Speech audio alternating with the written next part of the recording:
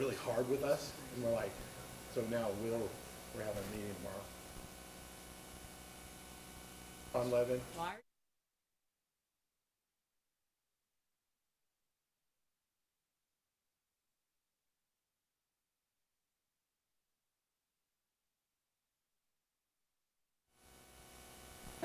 I kept bugging him.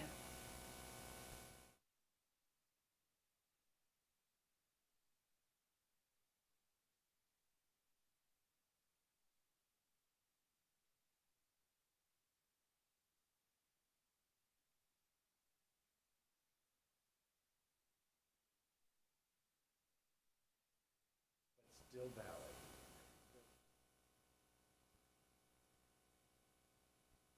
It doesn't, but it accounts for it.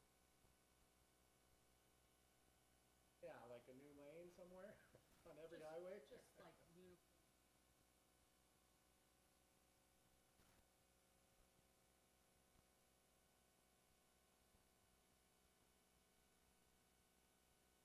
Oh yeah. A little bit on our side.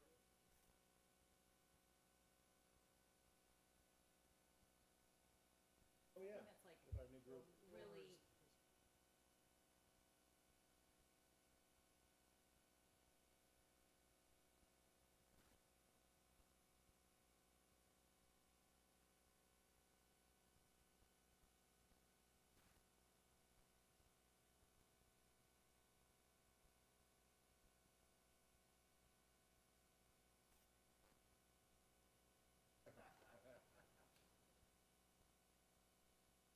I'm looking for more work. Come on.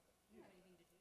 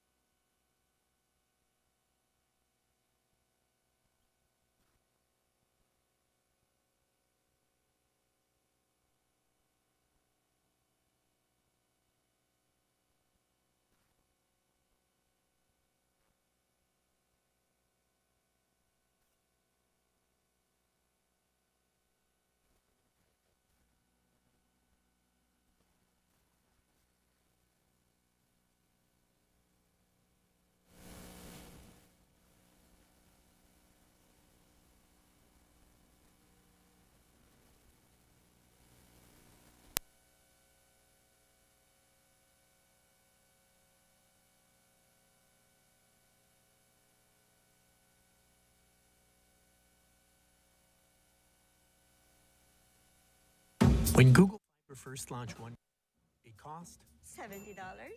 okay, but today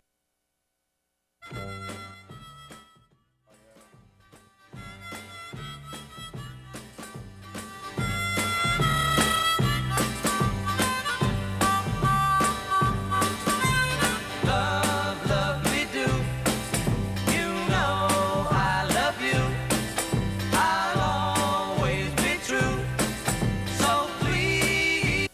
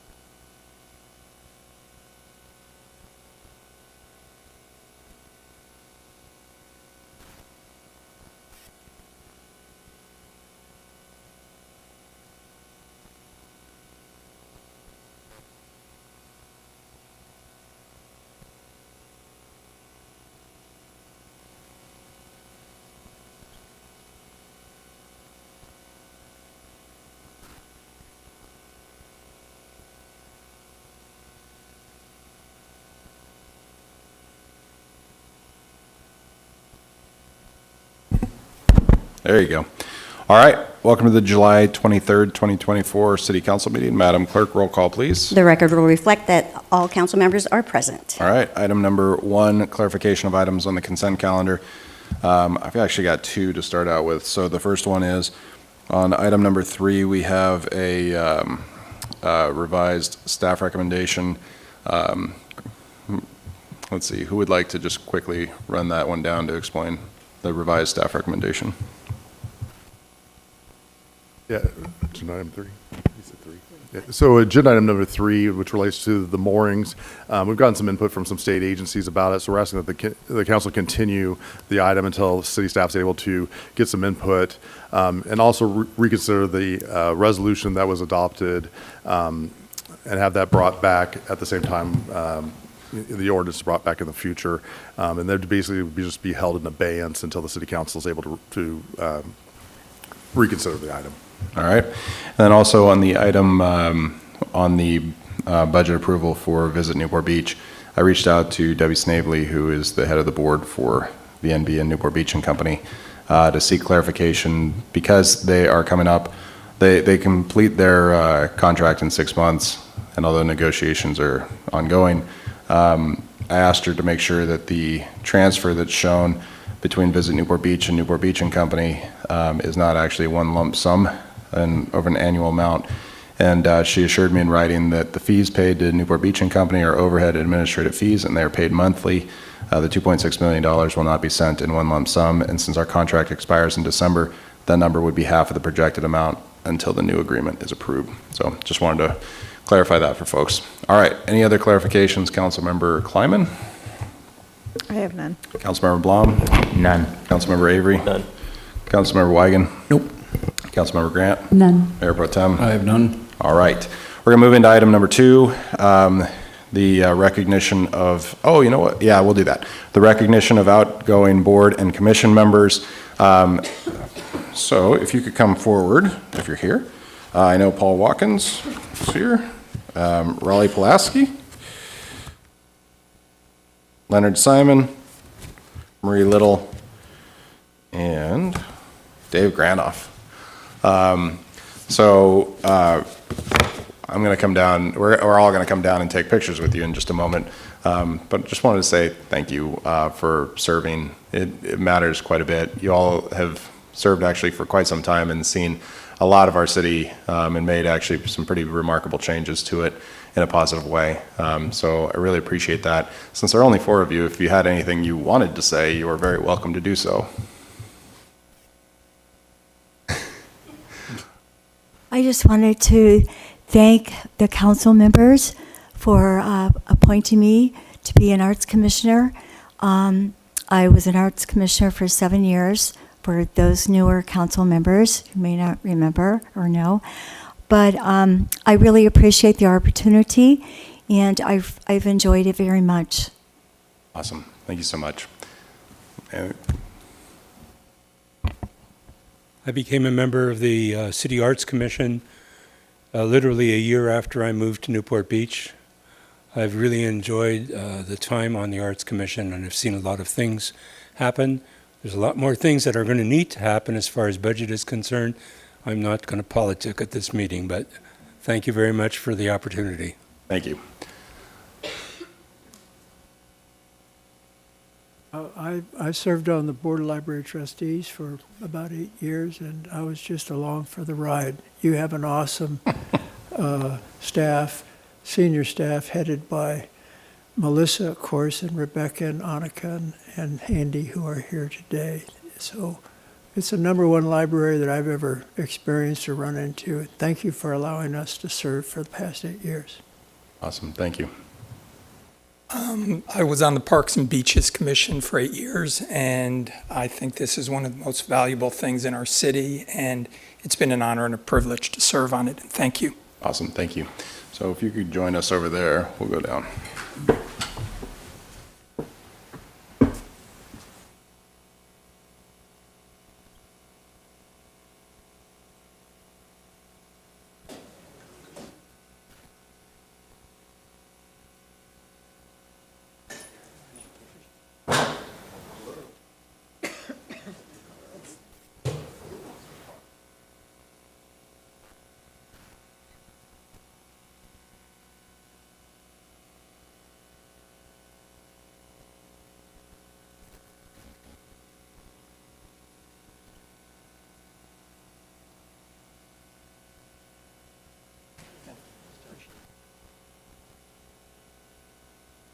throwing them in there somewhere?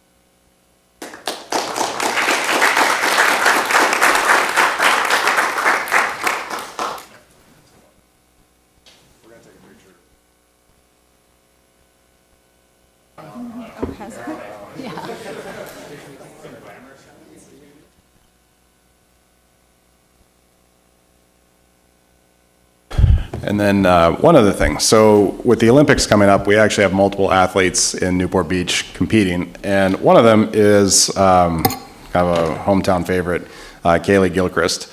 And so Kaylee actually was selling shirts to help support her trip going to the Olympics. And so I actually bought 7 of them. And so this is what Kaylee's shirts look like, which is really fun. And so the 7 of them are these. So what we're going to do is we're going to take a picture so we can send on to Kaylee and wish her all the best, because I fully, yeah, we're going to stand up. I fully expect that she's going to bring home the gold. So here, this is for Kaylee. No, you're not going to put them on. Don't put them on. Because if we can change, that's Yeah, no, no. Is that okay? Yeah. You got it?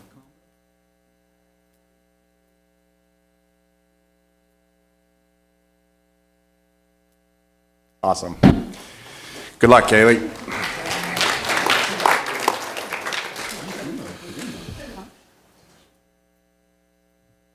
And I estimated sizes, so don't get upset.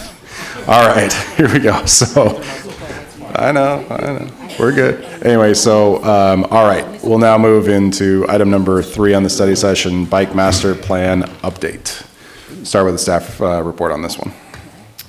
Mayor O'Neill, council members, my name is Jim Houlihan, Deputy Public Works Director and City Engineer. Today we have Brad Summers, our Transportation Manager and City Traffic Engineer, and he is going to run through our Bicycle Master Plan implementation, where we are to date. This was adopted 10 years ago, but it's a 20-plus year document. So Brad will run through this and give an update of where we are in this plan and potential opportunities with this plan as well.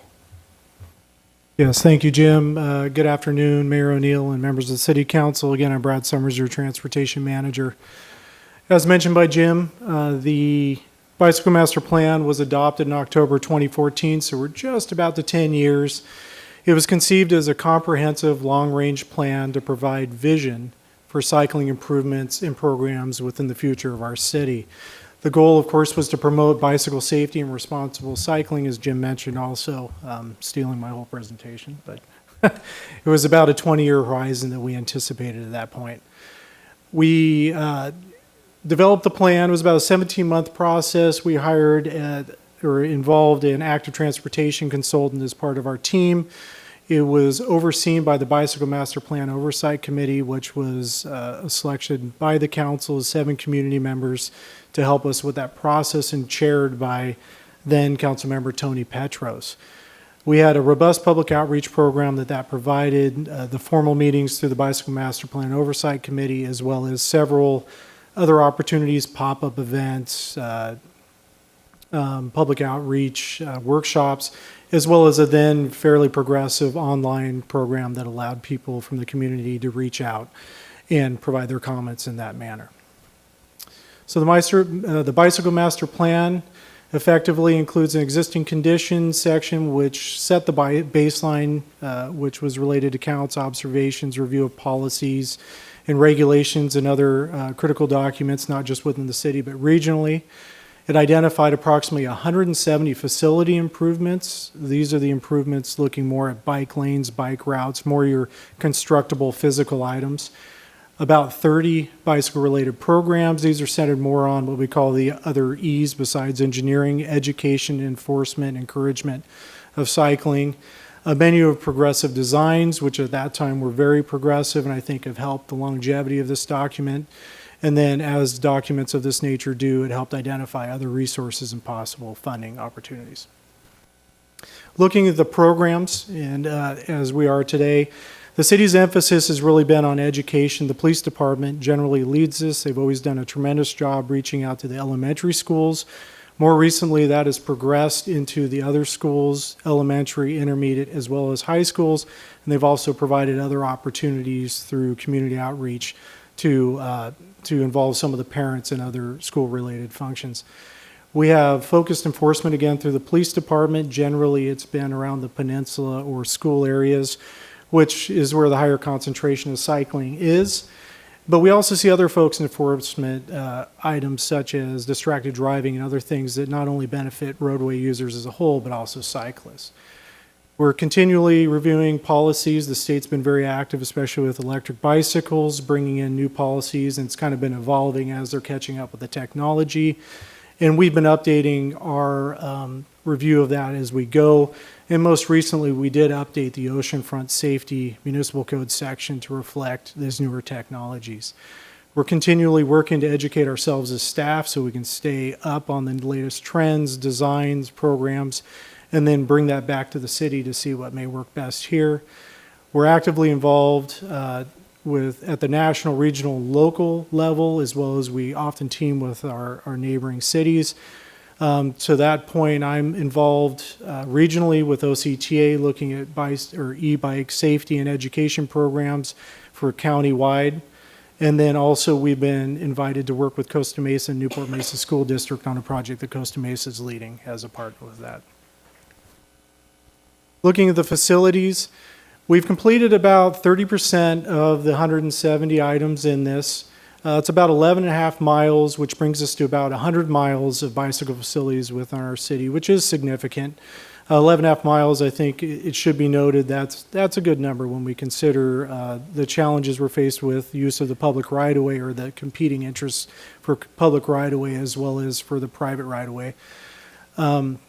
We generally update our infrastructure through the CIP program. We found some good efficiencies that way, working along with roadway projects and other programs, which we can highlight a bit later.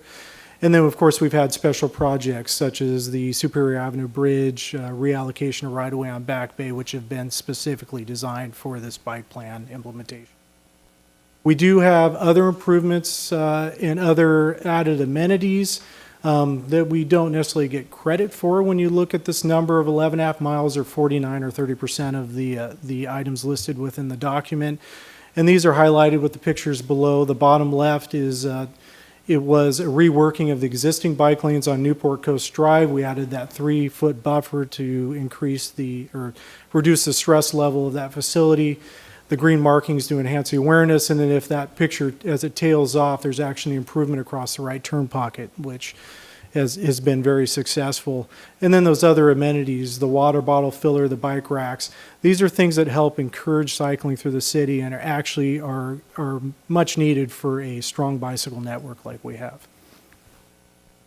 This is the bicycle master plan, or a roadway network plan for the bicycles. As you can see here, several different colored lines. The colored lines reflect what type of facility that is, whether it's an off-street bike trail such as the Oceanfront, a bike lane on street, which is fairly familiar in what we had just seen with that Newport Coast enhanced bike lane, bike routes where we don't have room within our right-of-ways, so we add additional signage and other markings to increase awareness. And then sidewalk cycling, which we were blessed from our predecessors with several wide sidewalks that would create a very nice low-stress environment for some of our cyclists. So looking at current projects and kind of give an idea of how we've been utilizing, still utilize the document, we have several items. This is not a full list, but it provides a good snapshot. Again, we're looking at things like the Superior Avenue Bridge or bike and pedestrian bridge. This is directly related, and the funding was helped along by the Bicycle Master Plan. So that's right out of the plan itself.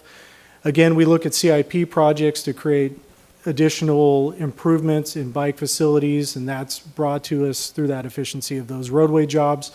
Balboa Boulevard, Newport Boulevard is coming up shortly. That allows us to close some gaps, enhance those bike lanes.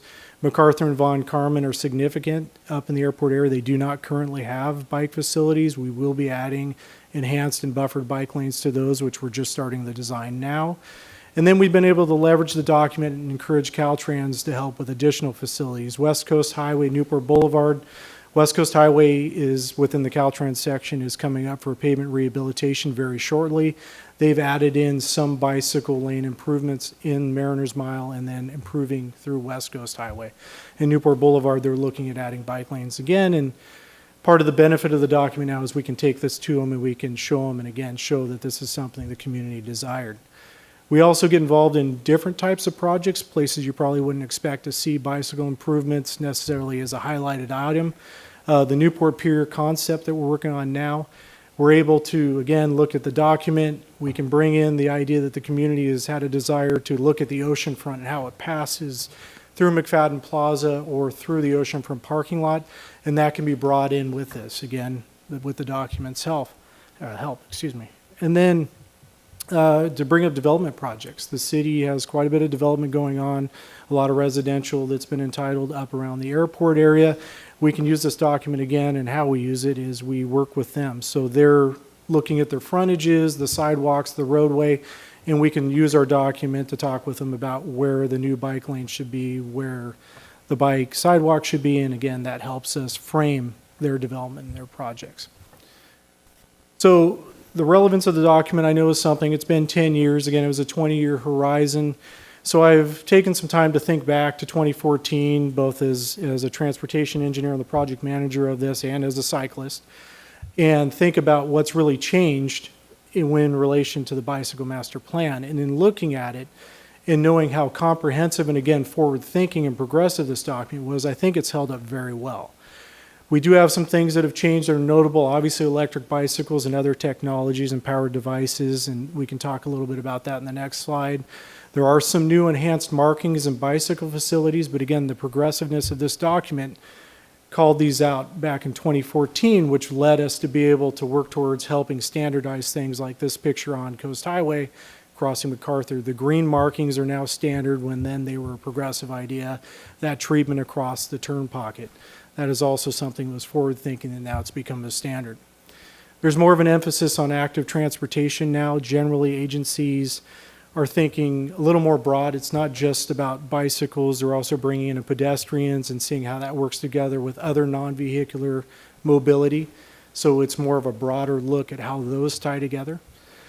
And then I think something that I personally am proud of, having been at the city for quite a while in the transportation arena, is cycling is now a consideration of every project, especially the roadway projects we do. When I first started out many years ago, we looked at Newport Beach was always a great place to ride. We had a good network, but we weren't really progressing it until we started moving into this bicycle discussion, the bicycle movement, and the bike plan, to where now every project we work on in Public Works and working with CDD as well as the police department, cycling is part of almost every conversation we have. It's something that I talk about in the transportation department weekly, if not daily.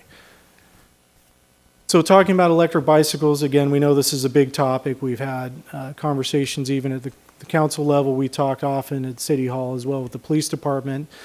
The Bicycle Master Plan, still within its framework, is relevant in relation to electric bicycles in the idea that electric bicycles, for the most part, are still treated as bicycles in that they are given the same rights as traditional cyclists.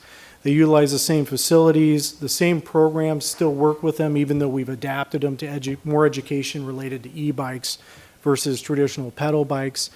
There are additional regulations. The state is continually working on new regulations to better understand and catch up to the technology. I think our city has done a good job of keeping in tune with those.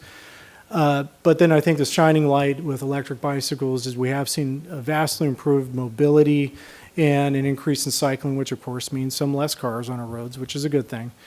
But then we're seeing those most in that senior and youth communities. And again, that's led the police department and City Hall to move more into those education. So with that, I guess before I end the presentation, I would like to thank Nancy Gardner, former mayor, who's in our audience.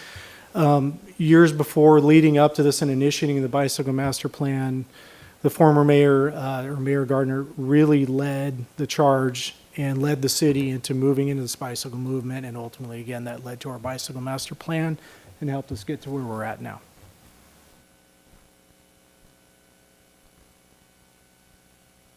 Thank you very much. Council, any comments, questions? Mayor Pro Tem? Yeah, I guess first, thank you, Mayor Gardner, for your support and hard work on this with Councilman Tony Petros as well.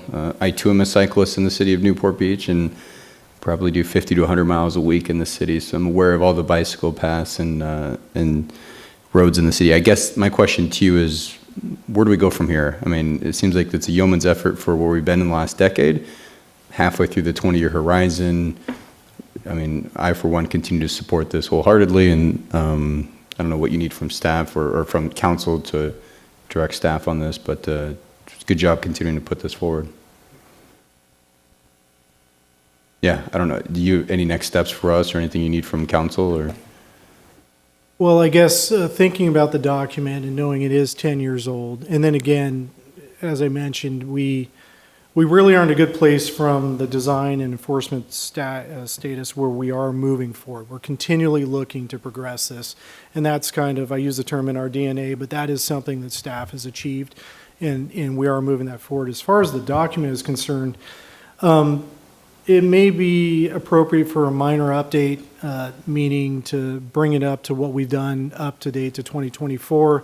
Electric bicycles obviously are a bigger conversation. They did exist when we wrote the document, but they just weren't at the level they are now. We weren't seeing the concern and issues that we have seen or the benefits. So with that, there may be some potential update that we could add to this, some language or text. But again, I think the framework of the document is solid. It's still relevant, and it still supports staff greatly when we have these conversations, we look at these projects, we reach out to Caltrans and our other neighboring agencies. I do love that for every project we do, there is a bicycle master plan to go along with that. I do notice on PCH, I see these much bigger signs now that say bicycles can take up the whole lane. Are those new, or did I just not notice them before?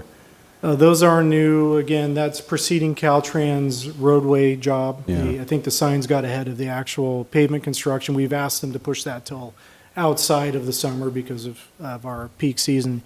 We are working with them. I think there's quite a few new signs out there. Some are good and positive in that manner. Yeah. Some could probably be revised a bit. Okay. Yeah, they're certainly big. Yeah. Councilmember Weigand. Yeah, thanks, Brad, for this. I know that we personally talked on the side a lot about some of the issues in District 3, and you've been real helpful with us trying to connect a little piece there, trying to figure out if we can add a little bit in the Back Bay. So, that's a work in progress, so I appreciate it. I know that the state vehicle code kind of restricts us on some of the enforcement that we can do on some of the e-bike stuff that a lot of the residents, I think, in the town are kind of asking us to try to fix up here at the city council level, but I don't really think there's a whole much more that we can do. Is there any low-hanging fruit, do you think, that we could add to, some of the concerns that we hear? It's mostly the kids more so than the seniors that are the problematic on the e-bike. So I get a lot of, just personal connections right to me saying, hey, can you do something about that? And I kind of go back to the fact that the state is really the one that's addressing the vehicle code, and that's where our enforcement comes from. But do you think there's anything that we could do as a council, or maybe that's a loaded question to ask you right now, but is there anything that strikes you at the top of your mind? Well, being an engineer and trying to follow the law is, it's not necessarily in my purview. But it has been challenging. I think that the technology, as we've seen over the years, and this has really put it in front of us, far outpaces regulation. The way the vehicle code is written, to my understanding, is it does limit what the city can or cannot do. We do have, say, for the oceanfront, we have an ordinance that does have items such as speed limits, which is a challenge to enforce as I understand it, but unsafe operation and some other administrative type regulations at the city level. We have been following several of our neighboring and other Orange County cities that have attempted to add other regulations. They have had some success, but again, I think we're waiting on the state to come through with a few more items. I know there's a handful of assembly bills that are already being proposed now related to not only education, but other potential regulations. Wasn't there a Senate bill that was supposed to study e-bikes, or it was like I think it might have been our senator here that was trying to have the legislature do a full study. Do you know when that was supposed to be completed? I'm aware of that. There is a study being performed by the state of California, and again, we see it happening at the local and even regional levels here. I don't recall when that's due, but I don't believe it's quickly. Got it. I think we're probably a year or so out, if I recall correctly. I think one that I was kind of looking at, and I don't know if that is a city thing we could do or if it has to come more from the state, but it probably to me would be more state. But the bikes are heavier, being an e-bike, and they go faster, but they're just telling kids to wear helmets. They're not really specifically creating a helmet meant for e-bikes. So like if you just go to the bike shop and buy a helmet, you fall off an e-bike, that helmet's not graded and protected specifically for an e-bike. Do you think that, I'd hate to put like a regulation on a business to say, if you're going to sell one of these e-bikes, you got to sell an issued, or you got to prove that you have one of those helmets. But I think that discussion needs to be had, because if you fall off one of those things, you're not going to make it if you just have a regular bike helmet that Joe down here probably is riding when he goes on his 50-mile rides. I ride a Peloton, by the way, so I'm not as skilled on the streets as you, Joe. But yeah, we could go out one day. But I just worry about the safety component. If you're saying, well, you got to wear a helmet, and then you don't wear the right helmet, well, if you're not educated on that, I don't know, it's just something that I've been festering over for a while. So I don't know if you have a take on that, or if that more would be the state also saying that that's what the rule should be. I don't. I know the state does have strict helmet laws. Of course, we see that followed sometimes. But I don't know of the technology. I know, Mr. Wagon, you brought that up before when we've talked with the school district and some other entities, and it seems like a good idea. I don't know the technology is out there at this point, but it seems like it's worthwhile to bring up in these conversations we're having at the regional and state level. Yeah, I think so. And then just lastly, I do appreciate our PD. Some of them are out there today, but they do work hard with our local, especially the middle schools. I think that's where you have, I was a boy once. I was pretty immature. I probably still am at times.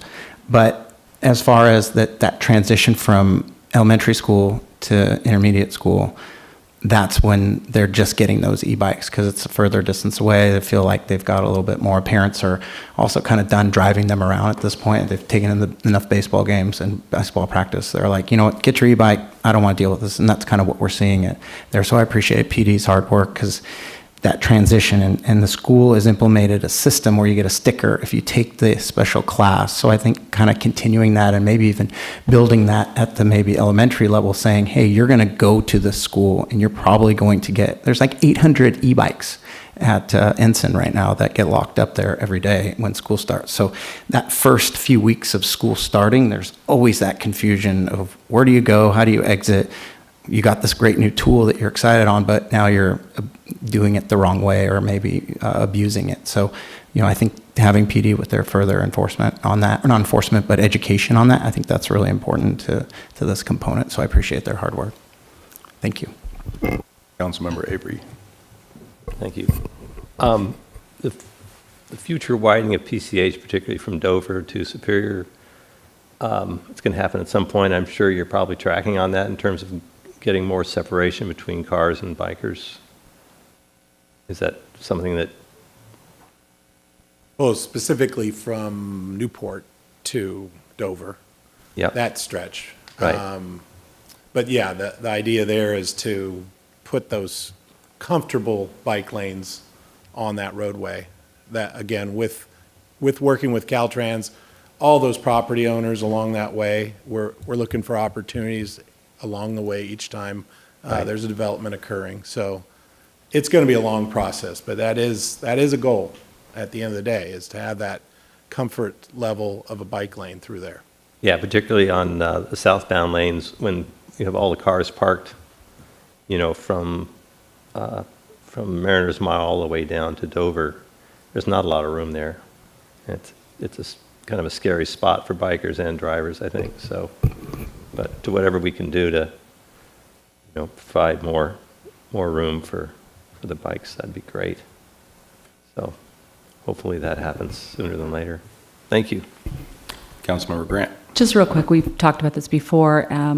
I think Councilmember Wygand is, speaking about the fact that we basically are controlled in many ways by the state on a lot of this stuff, and so that is a problem for us. But one of the things that we can do is have really good communication, and I think that, as I suggested, I think that what we have on our, like if you put just a search into our website for e-bikes, a number of things come up. The police department has stuff on their website. We have some stuff on our website. The first thing that pops up on my search bar is, or the second thing is that we're going to have a e-bike education day in 2022. So I think, it's a constant updating, but I think we need like some really clean and efficient and clear communication. We've made a certain effort recently in our city to start communicating with maybe short videos. And I think if we had like a really friendly page for this, not only for adults, but also for kids, that it might help in at least us promoting the safety that we can promote within the state laws. And it might be easier for people to learn more if they were able to access the information better. And like I said, the police department does have it on their website, so that pops up also, but I think having it on the city website with some user-friendly stuff might be helpful. All right. Seeing no further requests to speak, why don't we go out to public comment on this item? Nancy Gardner, in the reference to that earlier committee, there was nothing but hardcore cyclists that came to that safety committee, and they'd all been run over. I stopped riding my bike after having that one, so I was just like, this is great. This was brought up, this was flagged by Nancy Scarborough at the planning session, and our Mayor Pro Tem Stapleton picked up the ball and ran with it. And I would urge the council to figure out a way, because we have a number of these plans, and they get on the shelf. And it's not that staff ignores them, but they don't get the follow-up that they should. I mean, this was done 10 years ago. None of you were on the council. Things have changed, and you may have different priorities than were in the plan. So to get it reviewed on a regular basis, not every year, of course, but maybe every 5 years, would be sure that it stays current, and that things that maybe staff thought were priorities, you want to reorganize.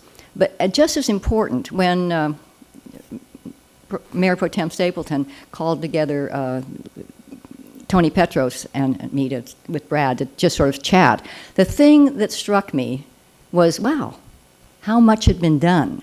And the mayor and I have talked about this. I don't think the city gets enough credit for so many of the things that we do. We have one image, and all this other stuff occurs. And by reviewing it on a regular basis, it would be an opportunity to, again, get that information out and say, hey, we've done a lot with our bike safety and our bike mileage and that sort of thing. So can we, I don't know quite how you do it, but to get a plan and make sure they don't just sit on the shelf, but get this, that the council actually looks at it from time to time. Thank you. Next speaker, please. Adam Leverance. I spend an awful lot of time on a bicycle. This time of year, it's very satisfying to outpace Lamborghinis and Maseratis getting on and off the peninsula. My main concern, though, is safety on the boardwalk. Other jurisdictions, I understand, there's at least two different types of e-bikes. There's the pedal assist e-bikes where the motor won't engage unless you're pedaling. And then there's the bike where you just put the throttle and bam, you're at full speed within seconds. And I've seen a toddler step out from a house on the boardwalk and get pasted. There's a lot of people that just scream down there, I'm sure in excess of 20 miles an hour. The speed limit's 8. I don't know what enforcement mechanisms are available, but it can be very dangerous. And with the number of vacation rentals, you've got people that just step out, they see the beach, they don't look. And I don't know, accident history or anything like that. But perhaps if a radar reading device could be put on an existing street light with a flash that makes it look like a picture is being taken, you'll never cite these people, but perhaps some intimidation factor would slow some of them down. And it's not just kids, it's people drinking, full-grown adults. But if they just race down the boardwalk, and I hope something can be done about that. Thank you. Thank you. Next speaker, please. My name is Dan Abbott. Mr. Mayor, fellow council members, thank you for taking comments on this very important item. I actually come here wearing 3 different hats. As a resident of Newport Beach, I am the current president of the Balboa Island Improvement Association, and I was the medical director of the emergency department, a board-certified emergency physician, for over 40 years up at St. Jude in Fullerton. So I have a lot of firsthand experience with what then was mainly motorcycles, but now the e-bike issue has come to fore. So if I can give 3 quick vignettes from underneath each of those 3 hats. As a private citizen, as most people on Balboa Island, I live on an alley, and backing out of my garage is an everyday near suicide event. The bikes coming down the alleys are going at least 20, oftentimes 30 miles an hour, and it's not exclusively regular bikes, it's mainly the e-bikes. So it's a significant issue. Secondly is the president of the BIIA. Our last board meeting in June was comprised mainly of comments about e-bike safety. The last 5 years, all we've talked about on the island is, frankly, pardon me, but dog poo. Well, dog poo has been thoroughly surpassed in terms of concern by e-bike safety, and it's a major issue. There was not a board member who didn't have a vignette, a story of a near miss about kids, youngsters, adults, etc., on e-bikes exceeding the limit. And thirdly, as an emergency physician, I was the president of our state organization in the early mid-70s when we, the American College of Emergency Physicians, went to Sacramento to lobby for mandatory helmet laws. We got those passed over the strong objections about lack of freedom with motorcycle riders. I would like to suggest to you that the issue for e-bike riders is largely the same. If I may quote one thing, it's Einstein's E equals mv squared. E is energy, as in force, m is mass, and v is velocity, and velocity is squared. So as one goes from 4 miles an hour to 16 miles an hour, the force of a potential accident with the difference of those 2 speeds doesn't go up 4-fold, it goes up 16-fold. And they're not going 4 to 16 miles an hour, they're going 20 to 40. So you can apply the same logic. There's just a great deal of concern about the safety. I'd like to, I realize I'm very sensitive to the fact, as pointed out by Councilman Wiegand and Grant, that your hands are relatively tied, but you do have a considerable amount of influence in the state. And It's okay, go ahead. very quickly, like to encourage you to do everything that you can to increase the safety aspects of the e-bikes. Thanks so much. Thank you. Next speaker, please. Awesome. Dan, I got to tell you, that might have been the most information packed in the 3 minutes I've heard. That was phenomenal. I'm an ER dog. Yeah, I'm recording that one and sending it to everyone. No notes. No notes either. All right, so appreciate that. Thank you. I wish we had more influence, frankly, statewide.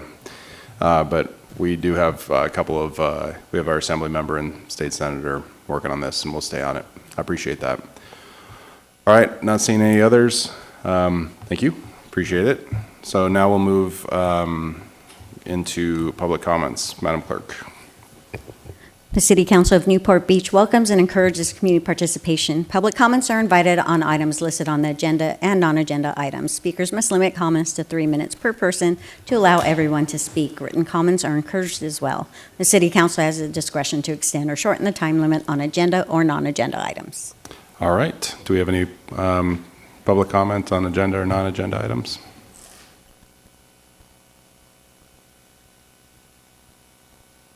Mayor O'Neill, members of the council, agenda item number 3 was going to be the second reading of the ordinance to phase out the private ownership of mooring tackle in Newport Harbor. I understand that's being continued because of a letter that was received from the State Lands Commission. They were concerned about the council creating two different classes of mooring holders that would be charged different rates, and also about the discrepancy between the rates they're being charged and the rate that the private residential pier holders are charged, who are charged only for the footprint of their pier and not at all for the boats that are stored on them. The reason the State Lands Commission, as you know, is concerned about that is that most of Newport Harbor is held by the city in trust for the state of California. However, as you're probably also aware, much of the perimeter of it is actually private tidelands. No rent is charged for those, and the State Lands Commission is not concerned about those. What I'm not sure you're aware of is that some of the harbor water is actually owned by the city of Newport Beach and maintained by the city of Newport Beach at taxpayer expense. That includes, for instance, Promontory Bay and certain areas around Linda Isle. I may be incorrect about this, but my belief is that the homeowners there who have piers and boats on that city tideland are charged nothing at all. I believe they used to be charged a $100 a year inspection fee, but that was phased out about 10 or 15 years ago. And so I believe, could be incorrect, that they're paid nothing. State Lands Commission is not concerned about that, but I think you should be. And then the final comment about this item, as I explained in writing, we heard it's going to come back to you sometime in the future. I believe that before it comes back to you, there is actually a requirement that you get a recommendation from the Harbor Commission about it. So I hope it will go through the Harbor Commission before it comes back here. Thank you. Thank you. Next speaker, please. Adam Leverance, also on consent item 3. I'd ask that Mr. Harp make the same announcement when you reconvene for the regular meeting. I think there's some people that are going to be here and would like for them to be informed. And also on the city's website, I see consent items are stated to be for routine matters or non-controversial issues. Yes, it's a routine matter because it's a second reading, but I think we're all aware of the controversy. And then also at a meeting, consent item 15 for Burnham Ward also being on the consent agenda. I recall seeing a lot of people displeased with that for the shoreside redevelopment of Balboa Yacht Basin. And I would just urge that things are known to be controversial with a high level of public interest have their own separate agendized section rather than being thrown in with consent. Thank you. Next speaker, please.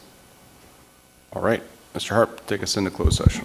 Thank you. The City Council will meet with legal counsel to discuss existing litigation. There's 7 matters. The first is John Doe versus City of Newport Beach. The second is State Farm Insurance versus City of Newport Beach. There are 2 cases called Marshall Sink versus City of Newport Beach, and 3 cases named Friends of Newport Harbor versus either the California Coastal Commission or City of Newport Beach. And that's all on the agenda under item 4A. Thank you. All right, we stand in recess until 6 p.m. Thanks.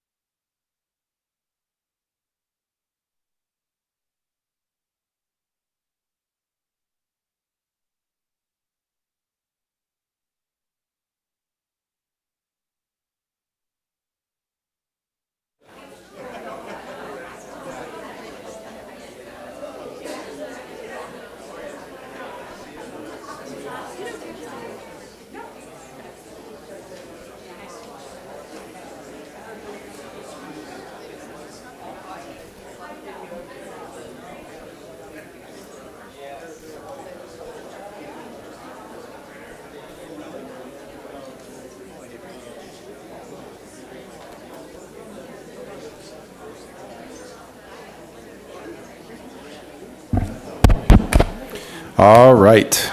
Welcome to the July 23rd, 2024 regular meeting. Madam Clerk, roll call, please. The record will reflect that all members of council are present. Mr. Harp, do we have a closed session report? Thank you, Mayor O'Neill. There's no closed session report this evening. Great. All right. So tonight we will have the invocation by Natalie Teal from the Spiritual Assembly of Baha'is of Newport Beach, followed by the Pledge of Allegiance by Councilmember Blom. If you would please stand.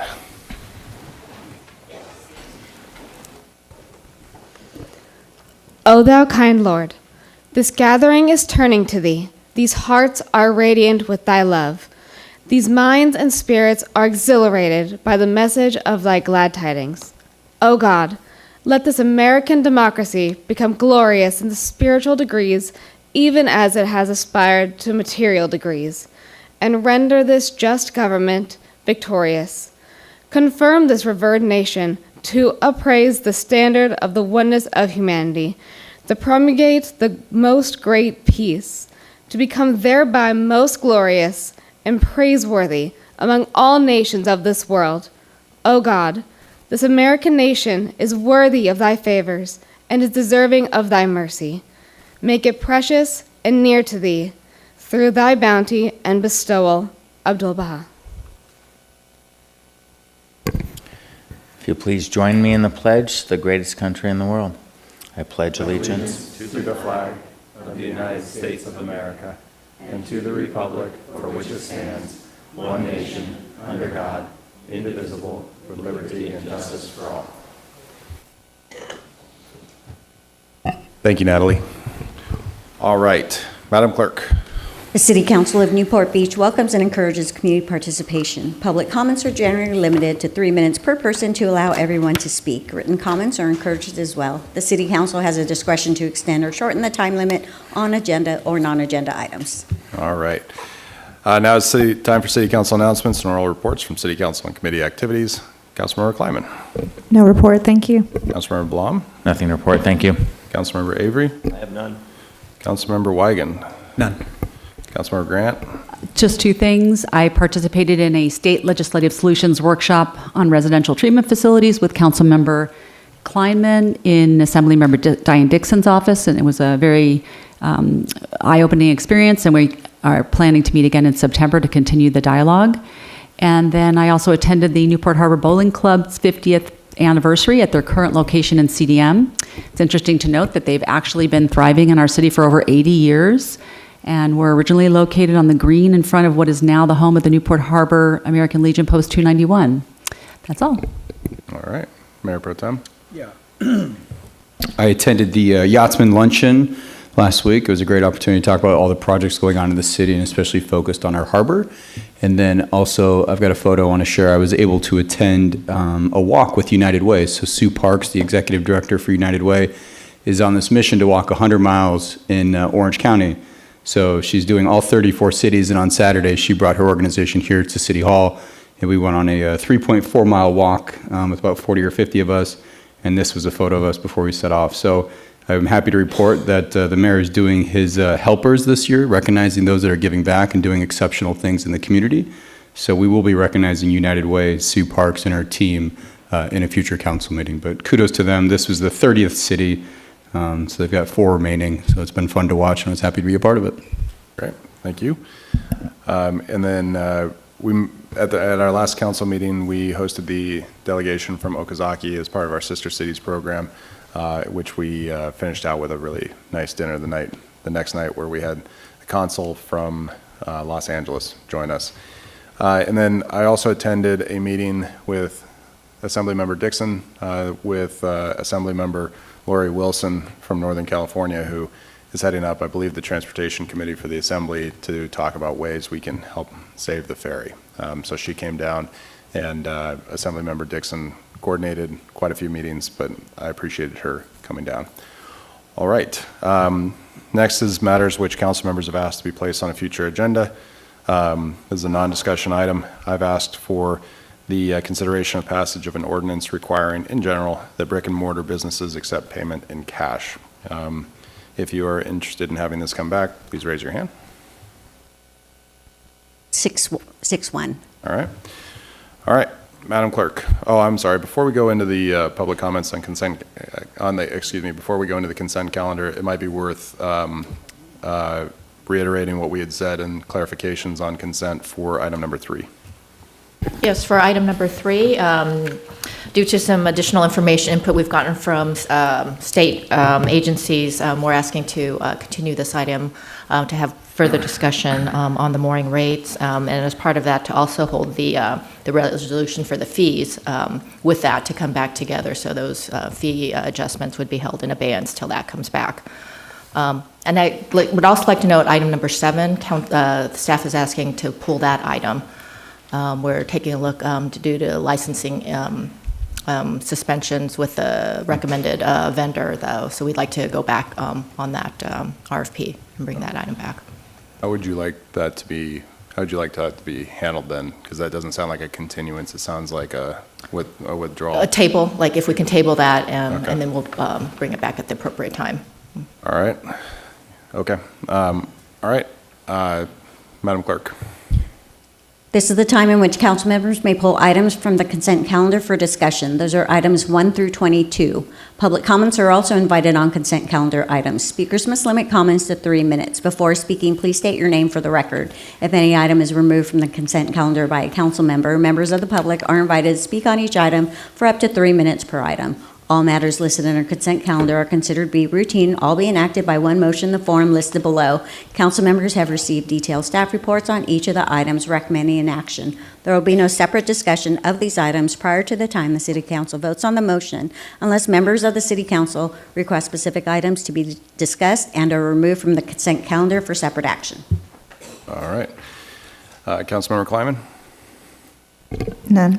Councilmember Blom? I have none. Councilmember Avery? I have none. Councilmember Weigand? I have none. Councilmember Grant? 2 things. One, I'm going to recuse from item 16 to avoid the appearance of bias, any appearance of bias. And I just want to recognize, not pull, but recognize on item 18, our Newport Beach Public Library Foundation and their donation of $40,000. They're such a valued member of our nonprofit community and do so much for our city. I'm really appreciative, as I know most everybody in our city is. So thank you. Mayor Pro Tem? I'll recuse on item number 15 since I have a client that owns adjacent property. All right, and I have none. So do we have a motion? Yeah, so I move the consent calendar with the amendments to item number 1, the minutes, and the continuance of item number 3 under the staff's recommendation to continue the item request that City Council reconsider resolution number 2024-47 that was adopted at the July 9th meeting and hold the resolution in abeyance until it is reconsidered. And then tabling on item number 7, recusal on item number 15 by myself, and recusal on item number 16 by Councilwoman Grant. All right, do we have a second by Councilmember Blom? All right, do we have any public comment on the consent calendar items? Good evening. Honorable Mayor O'Neill and members of the City Council, my name is Bill Kenny. I'm here this evening representing the Promontory Bay Community Association and our 62 homeowners. I'd like to address consent calendar item number 15, which is before you this evening. Our community, along with the Beacon Bay community, will be most impacted by any modifications to the Balboa Yacht Basin. As we stated at the April 9th City Council meeting, our association wants to be involved in what we hope will be a collaborative process with city staff and the selected developer so that the final project, when it is brought to you for review and approval, will be something that we can all support.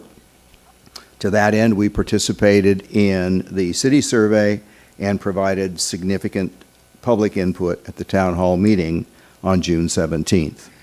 In addition, I've personally met individually with Scott Burnham and with Steve Thorpe, Burnham Ward principals, about their proposed redevelopment plan and our concerns such as building heights, view protection, and the potential for non-boaters that could use the storage units, and have obtained verbal assurances that Burnham Ward will work with us on our concerns. Burnham Ward Properties has a long track record of developing very high-quality projects, and I'm sure that we can anticipate the same high quality with the Balboa Yacht Basin redevelopment. Based on the staff report, which states, quote, BWP will work to incorporate feedback from the survey results and community into its redevelopment plan, end quote, and the assurances of Mr. Burnham and Mr. Thorpe. Promontory Bay Community Association supports the council's approval of the exclusive negotiation agreement, conditioned on the understanding that no specific redevelopment plan is being approved this evening, and that Burnham Ward Properties will work with our association to address our issues so that we can all support the redevelopment plan, which comes back to you for review and approval. Thank you. Any other public comments? All right, we'll bring it back. Wait for the Mayor Pro Tem to come back.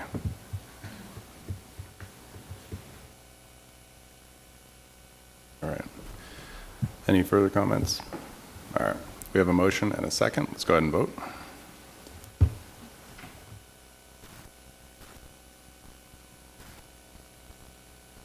The motion carries unanimously, 7-0. All right. Madam Clerk. Public comments are invited on non-agenda items generally considered to be within the subject matter jurisdiction of the City Council. Speakers must limit comments to 3 minutes. Before speaking, please state your name for the record. All right. Do we have public comments on non-agenda items tonight?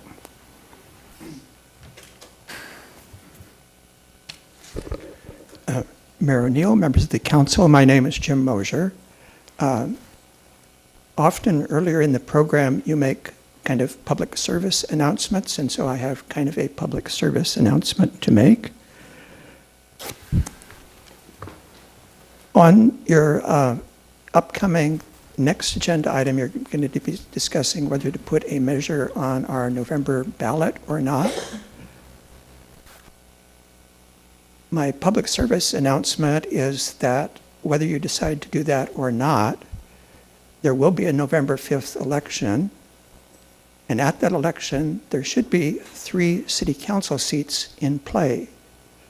My understanding is that currently in 2 of those 3, at least 2 candidates have taken out papers to run in the November election. But in one of those districts, we so far have only 1 candidate who has taken out the papers. That is District 5, which runs from Balboa Island up through Newport Center and Big Canyon and into the port streets. As Councilmember Wigan knows, I think competition is very healthy in a democracy. And so my public service announcement is that anyone who lives in that district can easily take out the papers to file to run in that district. All they have to do is by August 9th come back with signatures of 20 other registered voters in that district, and they should feel no guilt at all about that because the current incumbent quite recently said that he has many other things he would like to do and would be more than happy if someone else stepped up and replaced him. So my announcement is to encourage people to take him up on that win-win situation. Thank you. Thank you. Yes, running for office is really fun. So, all right, so we'll go ahead and move into our next item, which will be public hearing item number 23.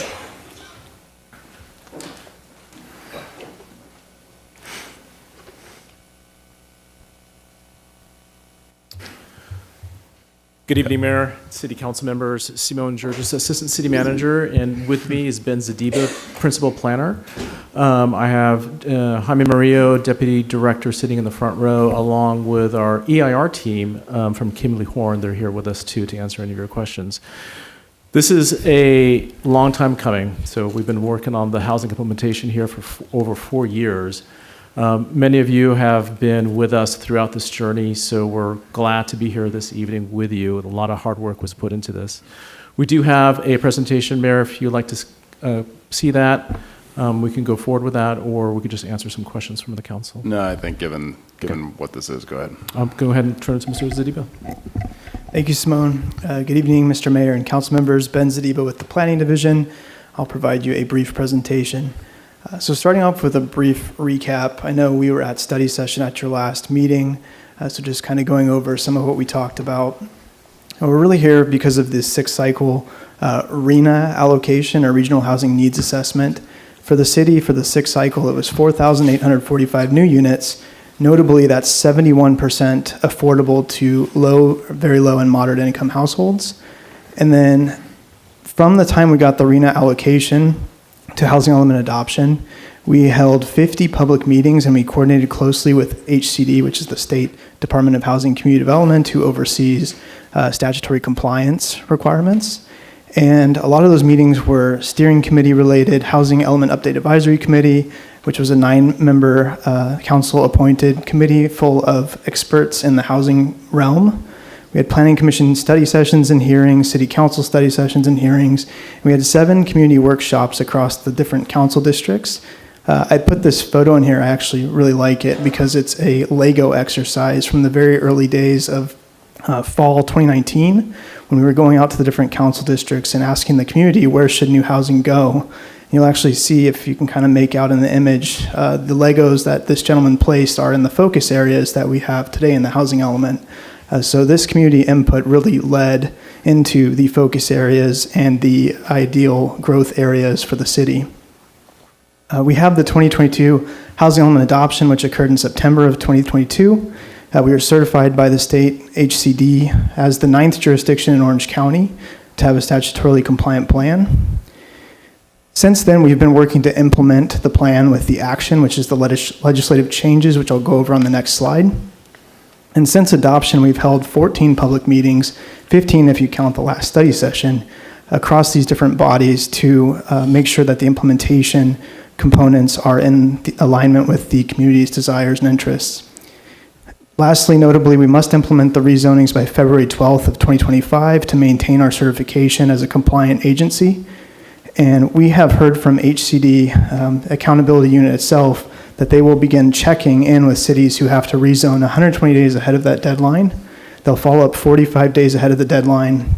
And then the day after the deadline passes, if we haven't complied, we will get a notice of corrective action, which will give us 30 days to comply. So we're pretty certain they're going to unilaterally apply that across all jurisdictions, regardless of how diligent we have been.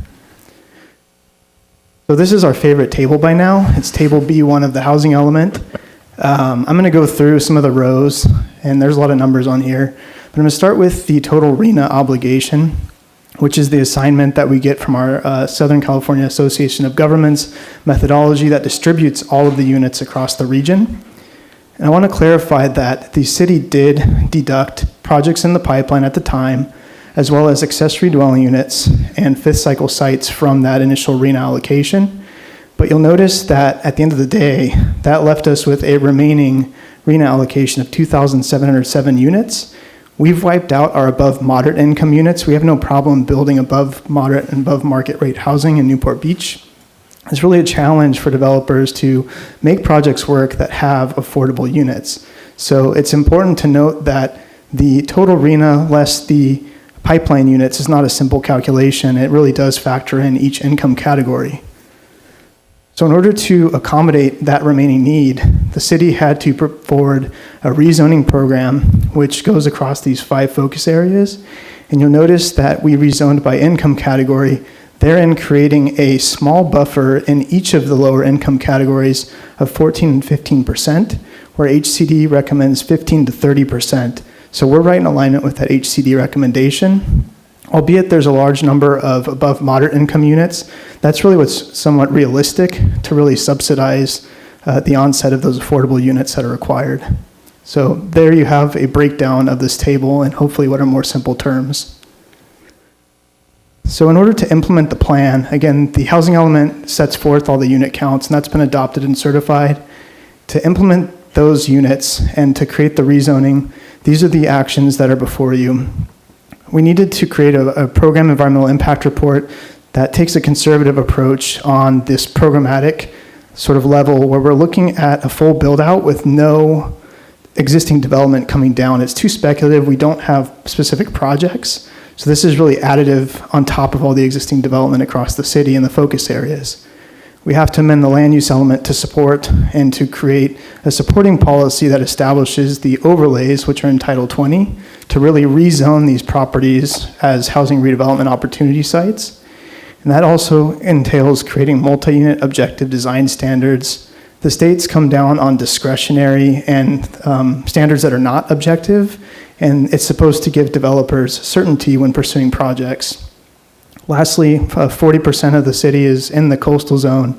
So focus areas that have units in the coastal zone areas will have to do a local coastal program amendment to bring those units into what's allowed in terms of a by right development for housing. Lastly, council will have to override the Airport Land Use Commission's inconsistency determination, which happened on May 16th, and that requires a 2/3 majority vote of council. At your last meeting, we had a study session, and council gave staff direction to come back with 2 options. You have before you option 1, which is to determine a Charter Section 423 vote is required and carry forward those legislative amendments that I just talked through. Or option 2, which is to determine a Charter Section 423 vote is not required and precluded, and therein initiate a narrowly focused, targeted amendment to the housing element, removing the narrative about the Charter Section 423 vote. So I'm going to go into option 1 to start with. So in terms of option 1, council would adopt the 4 resolutions attached to the staff report calling the election. And if you have specific questions, I would defer to City Clerk Leilani Brown about this, but this generally goes through the elections process, starting from calling for the election, consolidating with the general election with the county, and then ultimately certifying the vote from the election official. As stated in the attached resolution, here is the ballot language that's being put forward, and it identifies the real penalties that the city is up against for noncompliance, while also identifying the various housing increases in each of the focus areas. In terms of schedule, this is what you're looking at with this option. So tonight you'd be adopting all the implementing documents as well as the ballot resolution, and we'd be delivering those to the county.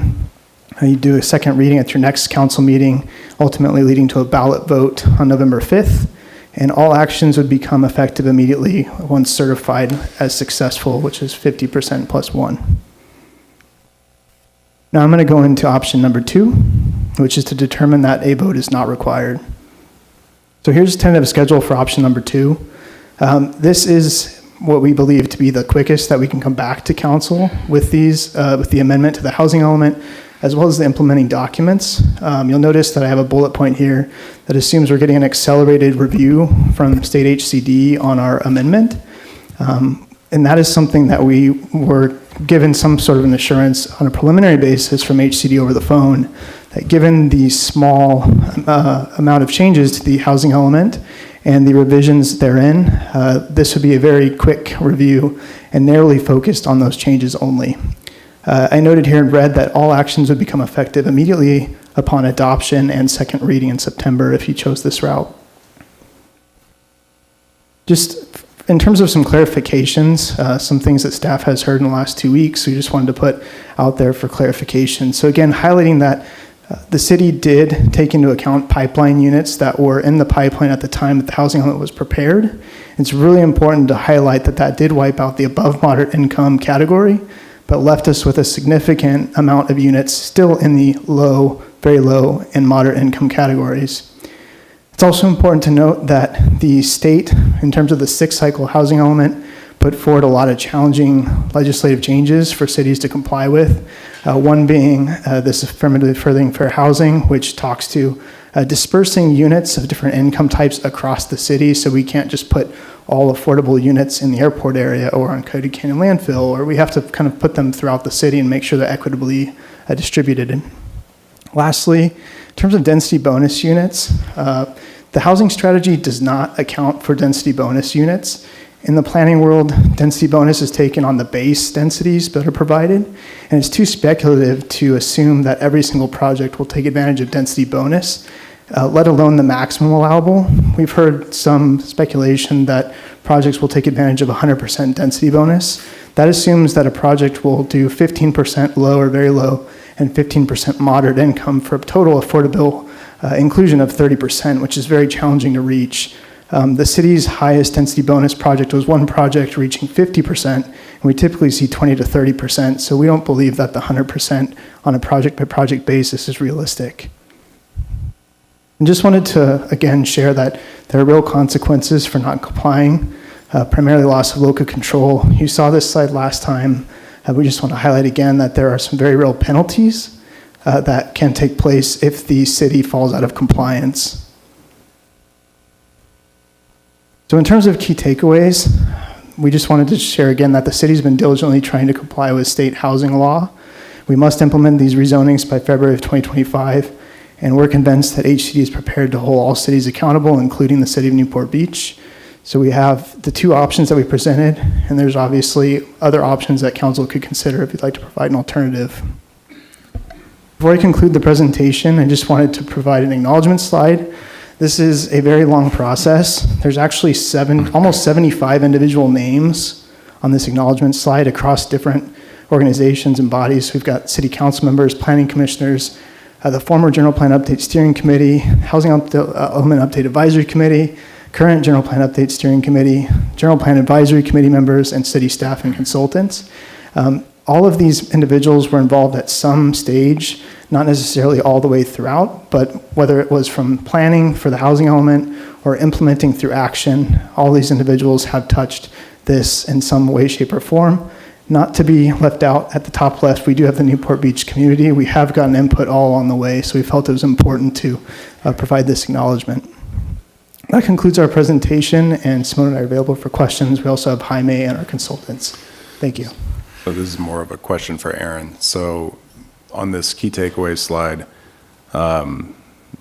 just so I'm trying to figure out as I'm working this one through, running the meeting, so we've got full option 1, full option 2, something else. So if there, and I'd probably need to figure that have the vote go first on option 2 if there was a motion on that. But if we had option 2 and there was a majority on that, is there an ability to do some of option 1? So for example, certify the EIR, override ALUC, potentially the land use elements as well. But I mean, if that were the case, I'd be inclined to try to do it more piecemeal on the votes, because there are different aspects of all of this.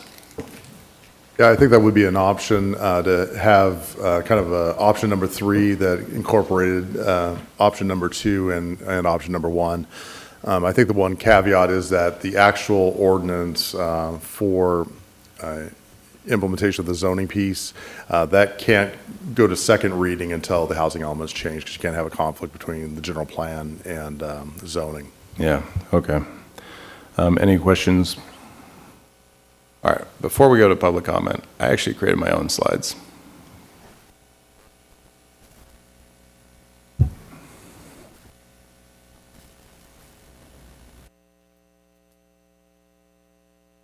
So there seems to be a memory gap that's going on right now by some folks in some of the conversation on this.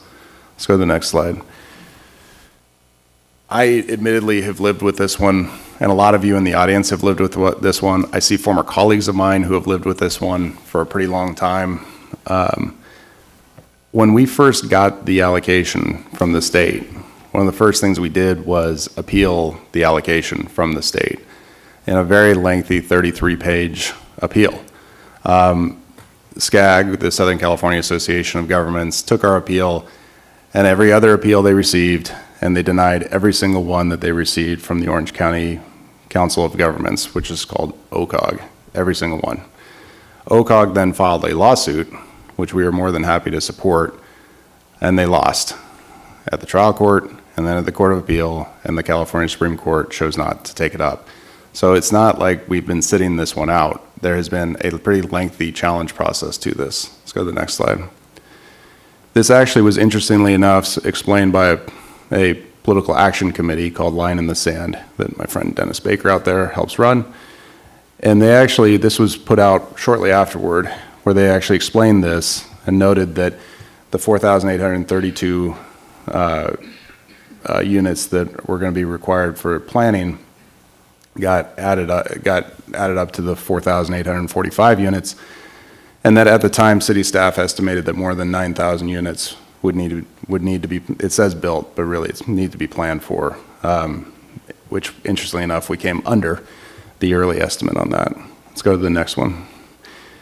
When we set up the Housing Element Advisory Committee, this committee actually ended up meeting for about 2 years. They met during 2020, and then they met during 2021, at which point they were making the recommendation to the full council. As Ben already pointed out, I wanted to make sure I thanked the people who were on that list. Larry Tucker, Jeff Bloom, Susan DeSantis, Paul Fruchbaum, Elizabeth Kiley, Jeff LaProstrier, Stephen Sandlin, Debbie Stevens, and Ed Selich, who was then replaced by Michelle. Let's go to the next one. So the other thing that I think some folks have forgotten are the number of times we tried to go to HCD with a different configuration. We started on August 13th of 2021. HCD had fairly substantial pushback. Is that fair to characterize it that way, Ben and Simone? That's correct. Yeah. In fact, I seem to recall we actually submitted much higher attempts for the ADUs in our first go-round, and they kind of said, no, not even close. That's correct. Yeah. It was 1,000. Yep.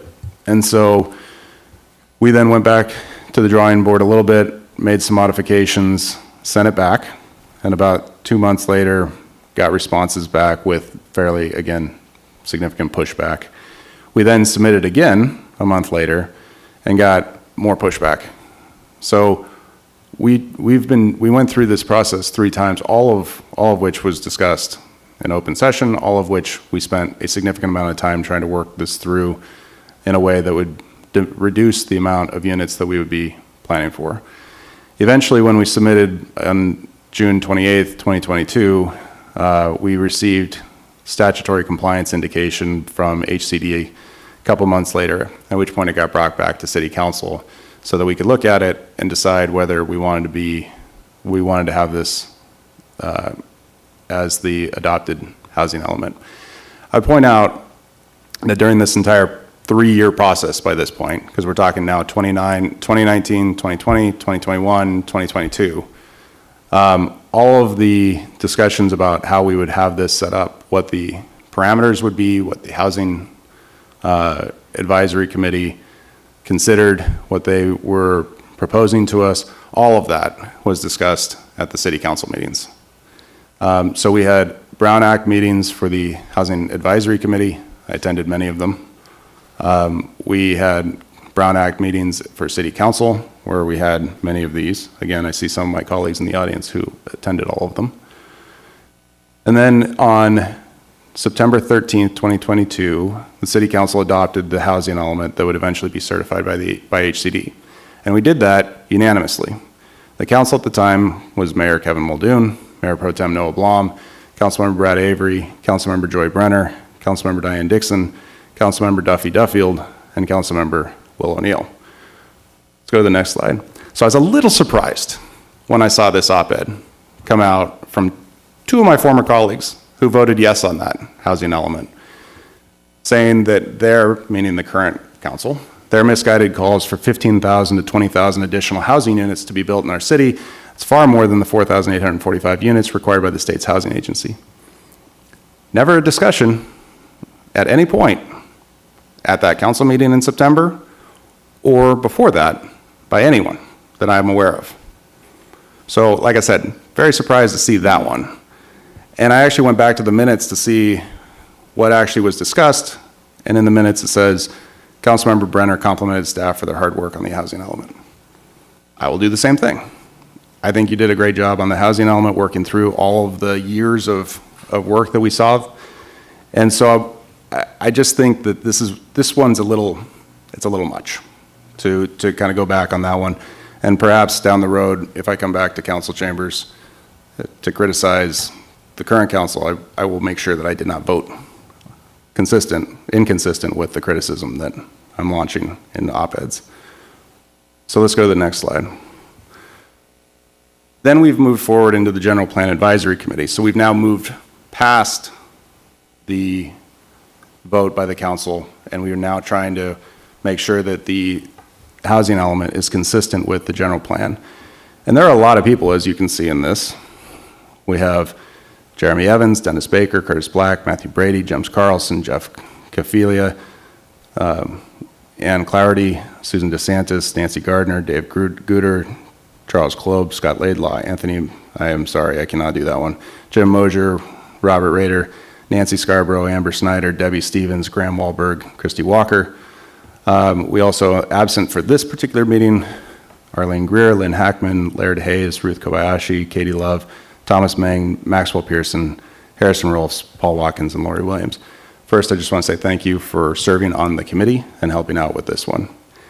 I highlight August 21st, 2023. Let's go to the next slide because of this motion. So there was a pretty significant amount of discussion about the land use element and specifically the policy matrix that is associated with the housing element, which is what we are now using for deciding on how to implement the land use element. And this is the point of having a subcommittee like this so that they can make a recommendation to us.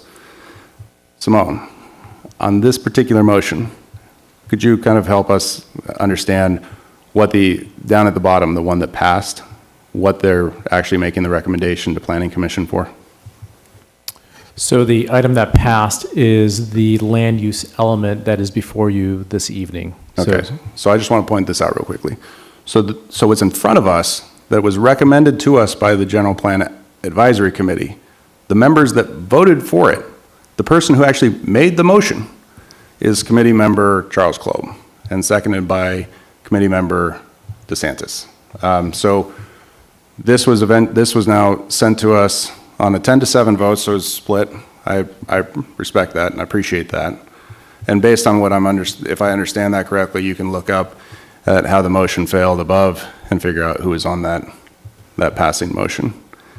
So I'm highlighting on all of this because there's been a pretty substantial reversal in the positions that some people have taken in the last 30 days, 45 days, in a way that is fairly inconsistent with a lot of past action and a lot of work on a lot of our behalves to try to get to this point.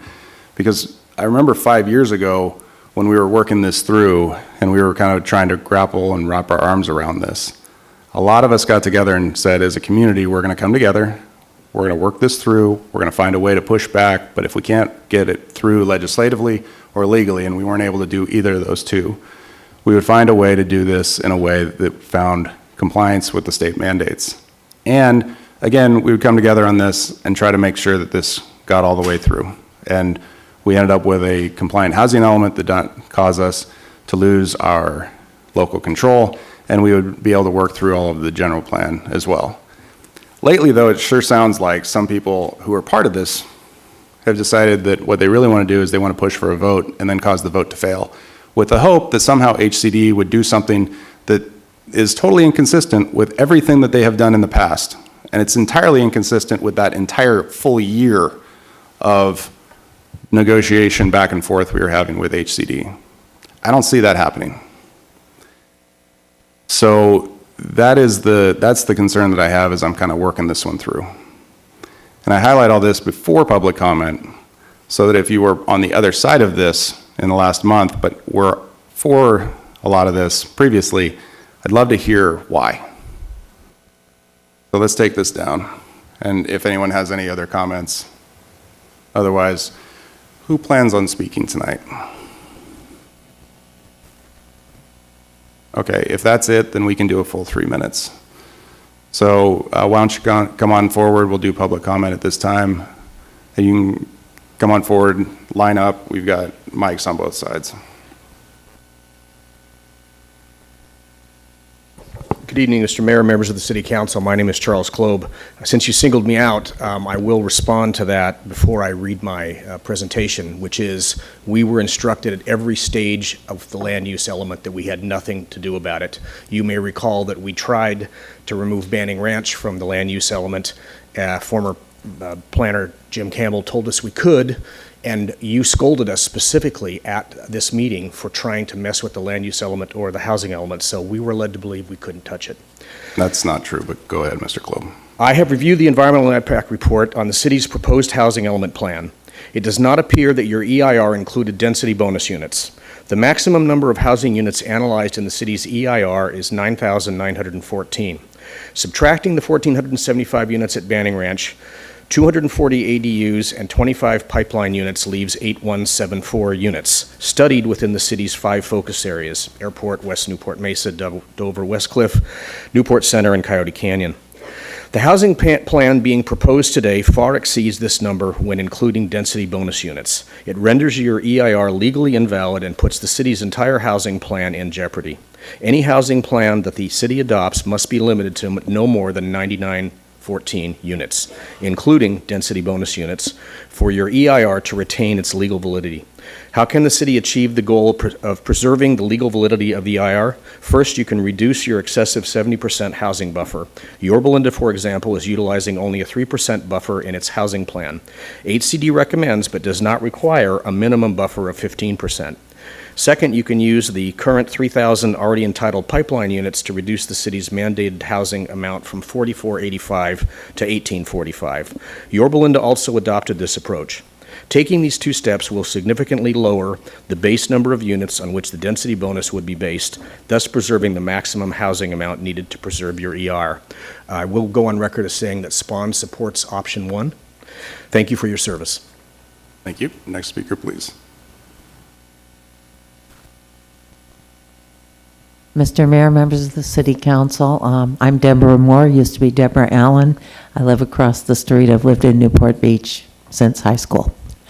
I don't have any notes, and I don't have a presentation. It just occurs to me that this isn't your call.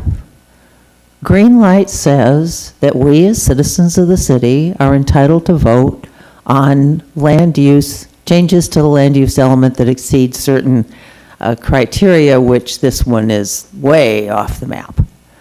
So I realize that you may or may not like the way this all came about. The state may be stuffing stuff down our throats that we don't like. That is what the courts are for. But the most important thing is it's not your call. It's for us as the citizens of the city to decide if we approve that land use element, and if we don't, then we have to incur whatever the costs are. Maybe it's litigation, I don't know. But anyway, it's just not your call, so thank you. Thank you. Next speaker, please.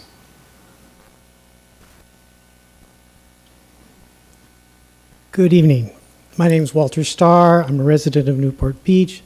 I'm here to urge you putting the proposed amendment on the November ballot using neutral language and not evading the requirements of the city charter.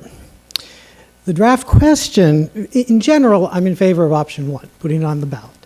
But the draft question, in my view, is seriously flawed. It reads as if it was written by a young lawyer who was tasked with ensuring that there wasn't a single no vote. Look in particular at that word mandated midway through the question. The average reader looking at that would say that the state had mandated that Newport Beach authorize 1,530 units in Coyote Canyon and 521 in Dover, et cetera, et cetera. And of course, the state hasn't done any such thing. What it's mandated is the 4845 that we've been talking about. Option 2, however, in my view, is even more misguided, for it would violate Section 423 of the Charter, which she was just referring to. The only argument as to why a vote is not required is the last sentence of that provision. It reads as follows, that it doesn't apply if state or federal law precludes a vote of the voters on the amendment. The critical word there is precludes. It's not argues against, leans against, it precludes. You know, we've got a lot of paper here this evening, but what we do not have is an opinion of the city attorney that a vote is precluded. That's obvious why we don't have that opinion, because that would be a very hard opinion to write. For you to conclude that a vote is precluded, you would have to conclude that the state had required every word of this housing plan. I just don't see how you can do that. Indeed, in November, Yorba Linda is going to vote. Has anyone argued that they're precluded from having that vote? Ultimately, this is about democracy. We've talked a lot in this city about democracy recently. Our city charter protects our democracy in various ways, including, notably, Section 423, which promises a vote on plan changes that substantially increase traffic. Mayor O'Neill, in his June letter to the voters of this city, promised a vote in November on the housing element. Vote tonight for democracy. Vote to put this on the ballot with neutral language. Thank you. Thank you. Next speaker, please.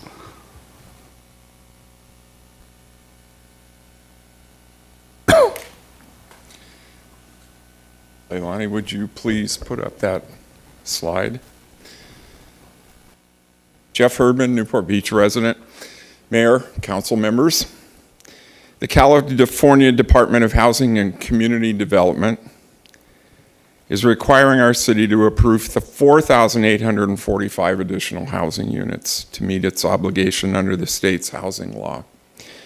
Unfortunately, the plan, including the density bonuses that you're now considering, would allow the building of up to 19,348 additional housing units in our city, 4 times greater than the amount required by HCD.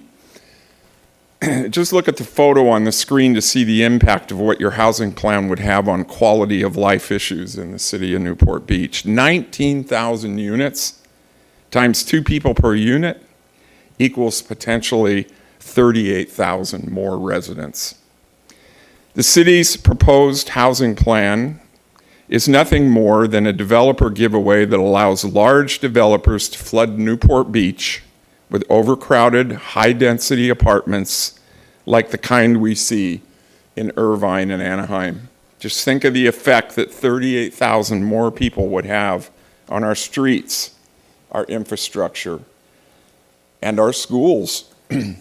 The existing residents of Newport Beach have an absolute right to vote on a housing plan that would fundamentally diminish our quality of life. 31 of the 34 cities in Orange County have adopted housing plans without the massive housing expansion being proposed here. Why can't Newport Beach? Thank you. Next speaker, please. Evening, Mayor O'Neill and City Council members, Gary Cruz from Newport Island.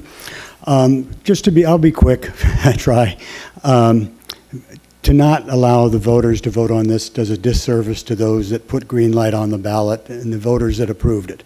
So I support a vote for that. Now I understand the dilemma, what'll happen if that vote doesn't pass. I understand that. I'm a little concerned the way it's drafted right now. I would certainly vote if you met the mandate. No problem. I think most residents would vote if you met the mandate. But we're hearing some crazy numbers, and I don't know where all those numbers come from, and neither will the public. I think you need a concise housing element plan that the public can understand and approve. I think they'll have the same, because they haven't had the benefit that everybody on this dais here and a lot of people in this audience have had. They haven't had a chance to see this evolve. Maybe you understand how 9,000 is what has to happen, but I don't think the voters will. So that's my opinion. Thanks. Thanks. Next speaker, please.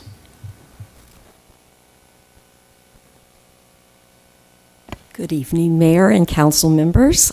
I will address your questions after I make my statement if you'd like me to, Mayor. Our concern is that regarding the city's approach to the housing element, site selection, and zoning adjustments, it's crucial that we scrutinize these decisions closely to ensure that they serve the best interest of our community and adhere to legal and ethical standards. The site selection process was flawed.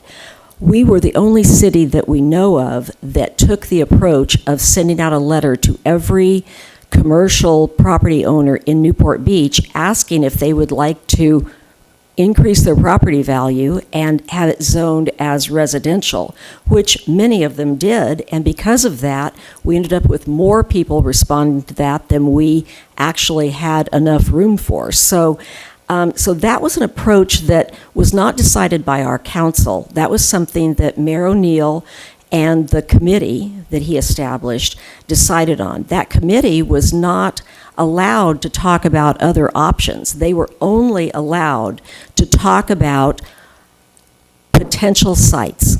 They were told, we had people on that committee that were experts, had served at HCD in Sacramento. They were not allowed to talk about the process. They were only allowed to talk about potential sites for us to rezone.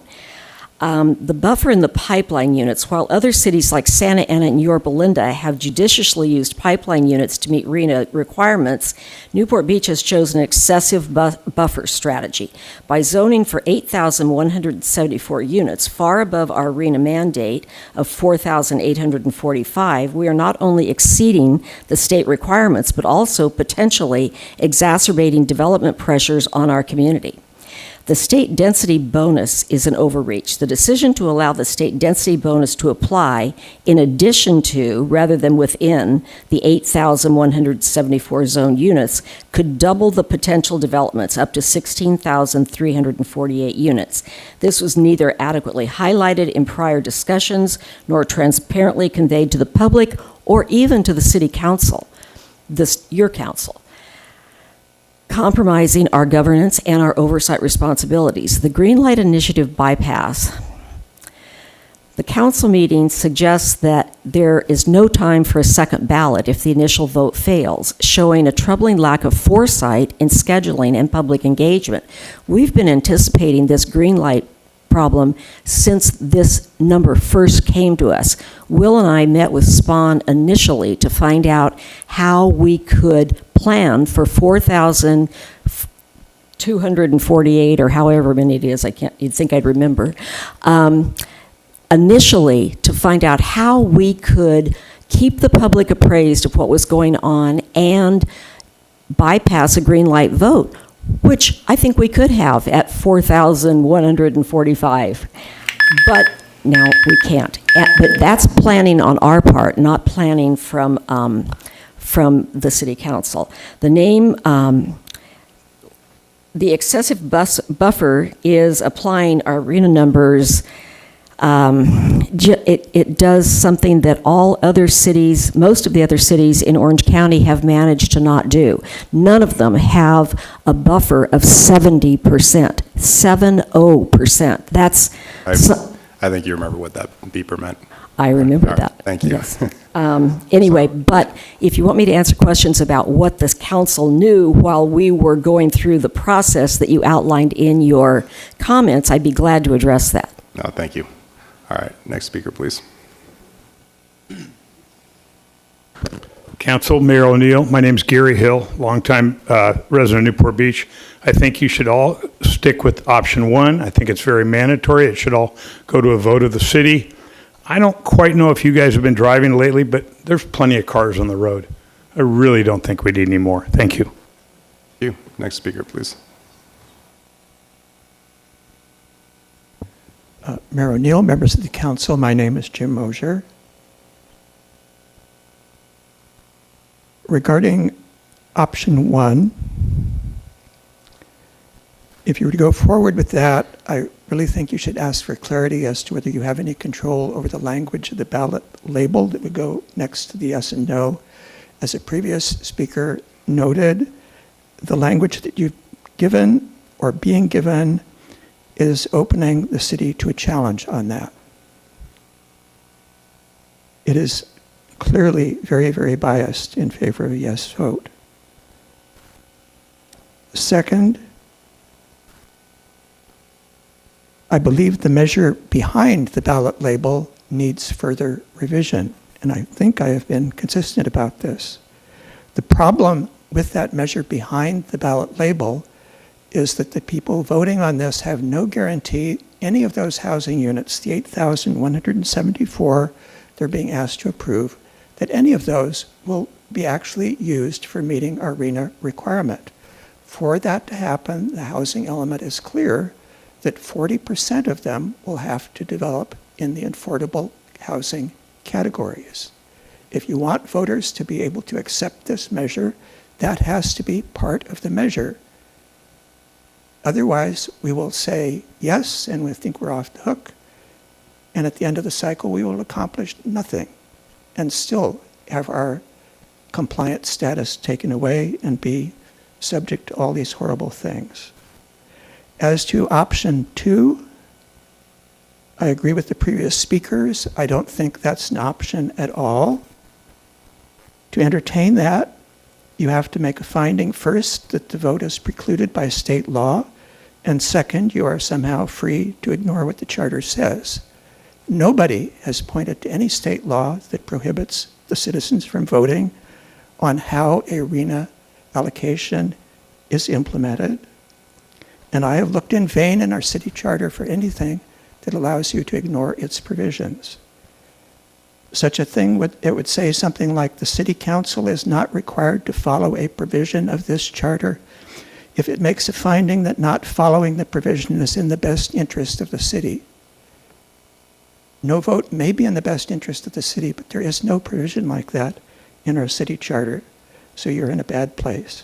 Also, as to option 2, I'm not sure about the timeline because we early heard any revision will have to go back to the Airport Land Use Commission of the housing element or the land use.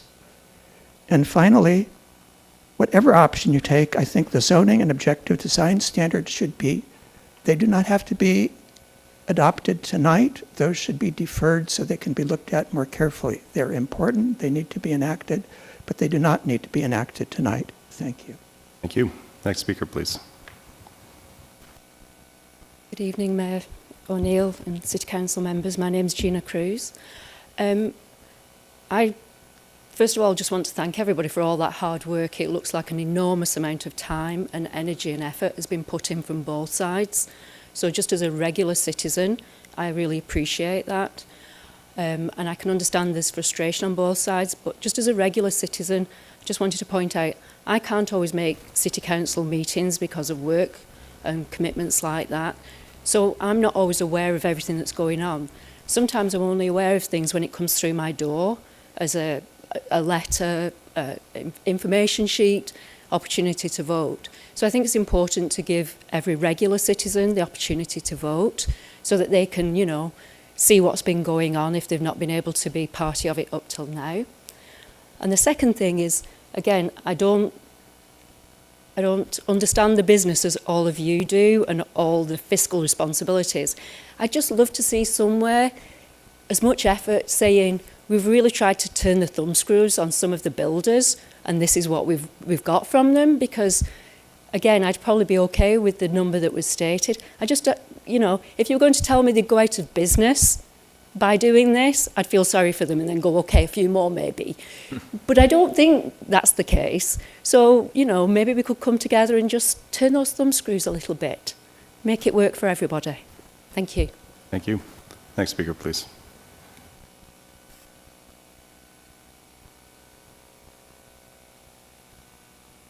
Hello, my name is Julie Sherwin. I'm a resident of Newport Beach for 26 plus years.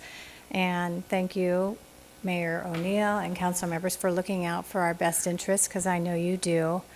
I'm also very confident that most of my constituencies from Newport Beach here also are not, if we didn't have this mandate, that we wouldn't be wanting all of these units in our backyard, being that we are already saturated as far as housing, et cetera. And I was just wondering, I know you did a lot of due diligence. I saw a lot of names up there, which is great. But I was very inquisitive about the person that mentioned the city of Yorba Linda and what they are doing. And I was just wondering, because I know you did a lot of work, gentlemen, over here. Did any of you contact anybody from the city of Yorba Linda to find out how they did that? To find out if there's something that Newport Beach can learn from them and take advantage of to lower our numbers, and especially since this has been going on since 2021 and they may be working on it. So I'm hoping that you have, and that maybe we can, or if you haven't, that we contact them and find out maybe that's something that we can do, since I know you're going to be looking out for our best interests, and I know pretty much everybody here would like to remedy this as low as possible. Thank you for your time. Thank you. Next speaker, please.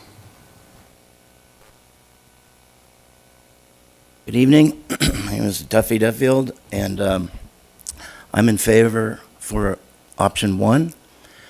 And the idea of 30,000 more people in our town is ridiculous. We don't have the schools, we don't have the infrastructure, we don't have the grocery stores out by the airport. It's just ridiculous. And this kind of is a little like funding this facility here. You guys, or the council, voted for that, didn't let the public vote, didn't work very well. So if that's what you want to do, then that's what you're going to get. You're going to get 83,000 people screaming, why do we have 30,000 more people in our city? So I'll end it with just please, please, option 1. Thank you. Thank you. Next speaker, please. Good evening. My name is Philip Greer. First of all, I want to thank all the council people for their hard work. I have somebody at home who's been very involved in this, and you guys have all done a magnificent job in trying to figure this out. So thank you all for that. The question that I bring to the group is, do you have to send this to the public for a vote, or do you not have to send this to the public for a vote? And there is nothing in the charter or in any RENA numbers or any state numbers that say you cannot or you're precluded from doing so. Therefore, it should go to a vote of the people. It's sort of like Measure B in the sense that let the people decide how they want to be governed and what they want to do. There's been a lot of talk about Yorba Linda. I happen to represent 2 of the council members in Yorba Linda, so I've been involved in that process.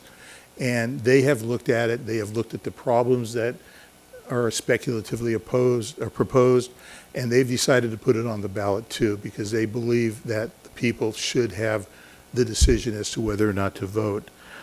There is absolutely nothing in state law that mandates that there not be a vote or that denies Newport Beach a vote. And since state law is not requiring our city to approve 4,000, 8,000, 9,000, whatever the number is that you guys come up with, it should go to a vote, because otherwise it's going to be a violation of the city charter. Looking at it from 30,000 feet, I believe that one way or the other, you guys are going to be involved in a lawsuit over this thing. The question is, which side do you want to be on? And I would urge you to put this to a vote so that you could be on the side of the people. Thank you. Thank you. Next speaker, please. Good afternoon, Larry Tucker. The thing that's interesting to me is the last sentence gets disrespected, and the other clauses seem to count more. But the reality is that Walter Starr's interpretation would mean that that clause would never apply, because you can always physically vote. What's the purpose of that preclusion clause?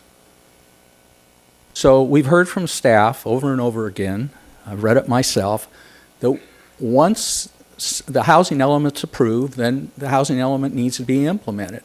You have to be able to build the houses that you tell the state you're planning for in the housing element. And the only way to do that is to change the land use element and the zoning code so you can actually build the houses. So as far as I'm concerned, as a practical matter, it's precluded because you can't have a no vote. But that isn't really even the issue tonight. I mean, the issue, I should say, that everybody's talking about is to reopen the housing element. But that's not before the council tonight. The housing element got adopted 2 years ago. I went back painfully this afternoon, I have to say, and looked at 4 meetings of the city council. I actually watched 4 meetings of the city council that included Mr. Duffield and Ms. Brenner. And the council agonized over this issue. It started off with a buffer of 5%. Ultimately, it went to a buffer of 13% for the low and very low and 9% for the moderate. It agonized over these clauses. Nobody wants this. This wasn't our idea. But once it comes down, then what do? You have all of these remedies that are lined up against you. And the mayor told me when I chaired the committee, hey, we're going to fight this thing, but figure out how to comply if that's what we need to do. So we went out to property owners. That part's true. The part that's not true is nobody would change their zoning, because you had to tell them, well, we're going to plan it for 49% affordable housing, but don't worry, you don't actually have to build the affordable housing. They looked at you like, right. So we did it by overlay. That was the only alternative we have, because our city's a lot different than the other cities that were referred to in some of the Stu News articles, in that our land values are very high. We don't have a lot of crummy properties and haven't had for a long time. We're not like Fountain Valley that has industrial buildings with big parking fields where they'll do cartwheels to change their zoning. We didn't have that with our employees. With our property owners. So the issue with a Yorba Linda and these entities that have these minimal buffers is that they are going to be in the business of rezoning their properties continuously. And we don't want to have our staff spending time doing that. You might as well go ahead and bite the bullet and get the buffer that you need. And once again, we had all those hearings. We had 7 council hearings. We had 2 council members here that are saying that somehow they didn't understand what they were doing for 7 different meetings. Thank you. Thank you. Next speaker, please. Good evening, council members, Mayor O'Neill. My name's Gary Crane, 52-year resident of Newport, so town's in my blood. Very concerned about this issue. Have been following it for a couple years, so I've been trying. It's complicated, and a lot of people say, I actually was going to come up here and say it's 8th grade math, and it's probably not totally fair to say, but I mean, some elements are, but there's probably a lot more civics involved in here that are more challenging to understand. But what really challenged me in this is that I did listen to the 4,800 units initially. Mayor O'Neill, I think that it came out a couple years ago, and it's going to be 4,800, and you're trying to wrap your head around that, and now a month ago, I'm told it's now going to be 8,000. So, and then it's going to be, and we have to rush it through, and we have to vote on it, and the city can't, and we're going to bypass green light, and I just go, my head's spinning. I just can't get my head around doubling and then potentially doubling it again with the the units that could increase it. I forgot the description of those. But so we're at 8,000 units. Anyway, for option 1, I think it's critical that this goes to the city. It's in our charter. Greenlight is all about exactly this point. And for you guys to bypass Greenlight and to bypass the charter, ignore that altogether, I think it's there's something else at play here. I just keep going. I keep asking myself, what is it? And I think, okay, well, the top 4, there's 35 cities under this mandate. Newport and Irvine are Irvine's top 2 in the excess RENA buffer, and Newport's top is number 4 in the excess. And you kind of go, what's the commonality there? The Irvine company, maybe. I don't know if Don Brenn's here tonight. And I can count on my hand I can count on my one hand the times I've seen him in public in the 52 years. And I don't know if he's pulling strings up there because he's got empty office buildings that need to be rezoned to be apartment complexes. I don't know if that's it, but I ask these questions. I sit at night and I look up at the stars and wonder. So I would encourage you to vote the right way for the people that have lived here for a long time. And you guys come in, 10-year residents come in and want to change things up. I don't think it's in your blood. So I appreciate your time. All right. Thank you. Next speaker, please. So, all of you have been here before. Come on. Next speaker, please.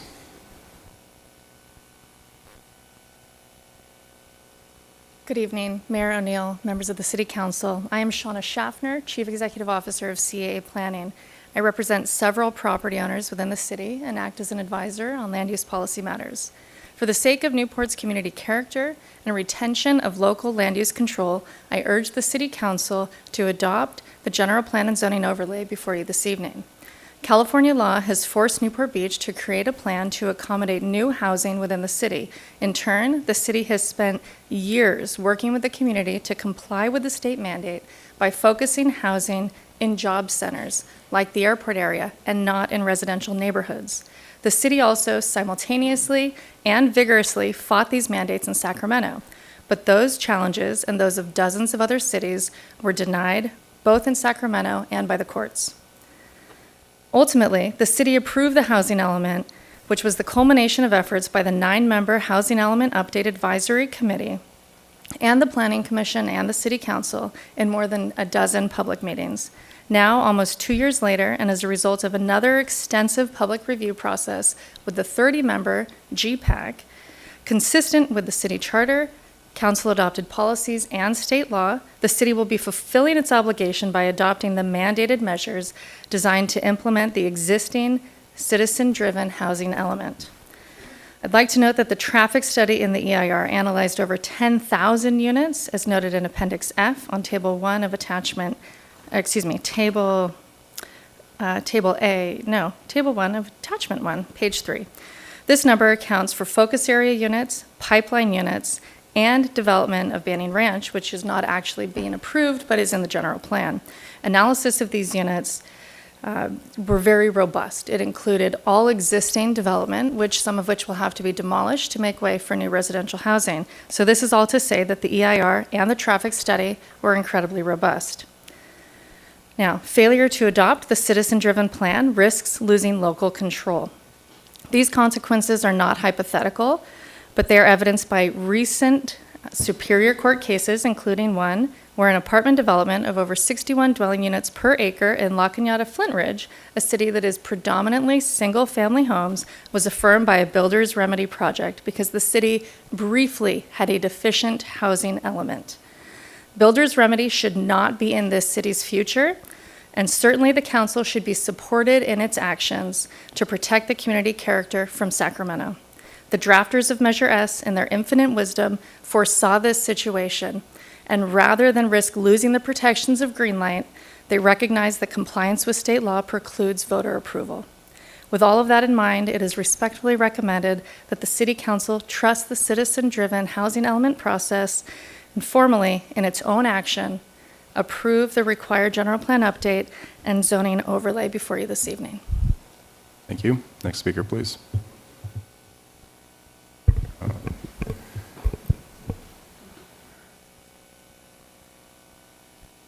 My name is Linda Watkins, and I've lived in Newport Beach for 37 years. I wasn't going to get up and say anything because I really haven't been involved paying attention to this until I sat here and just listened to what everyone had to say. And I do agree with Will. Oh, yes, we have been here before, Will. And in those times, the community raises up and says, no, we don't want this. And if you go ahead with it, then there's a big, big, big issue that arises. We live in a different time, guys, and the old ways of doing things, even with subcommittees and all that sort of thing, it doesn't work anymore. And it doesn't work anymore anywhere in the United States. So it's going to take some innovation to figure out how to do this. And one of the things is transparency. So I would suggest a big education campaign about this, so we're not just a few of us sitting here learning about it and a couple of different people's opinion. And then the vote. People shouldn't be expected to vote with ignorance. They should be expected to vote with knowledge. And that's all. Thank you. Next speaker, please. All right. We'll bring it back up here. Okay, come on forward. Anyone else? Okay.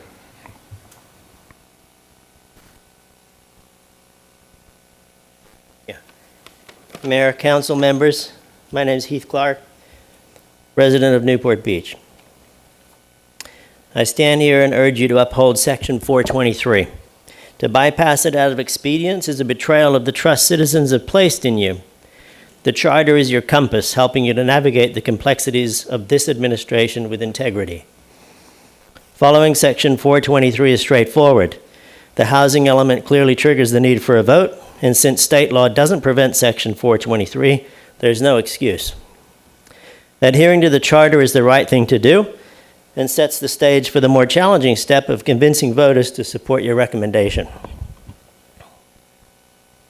Ignoring green light will cast a shadow over your service to the community, and it will not be remembered favorably. Your duty is to serve the voters, as messy as that may be, and to uphold the principles they've entrusted to you. Do not be swayed by convenience, expedience, or pressure. Instead, ensure your actions today reflect the values and aspirations of our community. I'm not sure what your political aspirations may be, but I'd like to conclude with a thought. The political winds in Sacramento have rapidly shifted due to the staggering deficit that will only grow. They can't cover their costs and are weakened. Imagine spearheading a coalition of like-minded cities across the political spectrum to push back against Sacramento's ridiculous overreach. That may carry someone in this room to the governor's office and beyond. Thank you for your time today. Thank you. All right. Okay. We'll bring it back up here. A couple follow-ups from, so we'll start with Ms. Watkins' point about public outreach and education.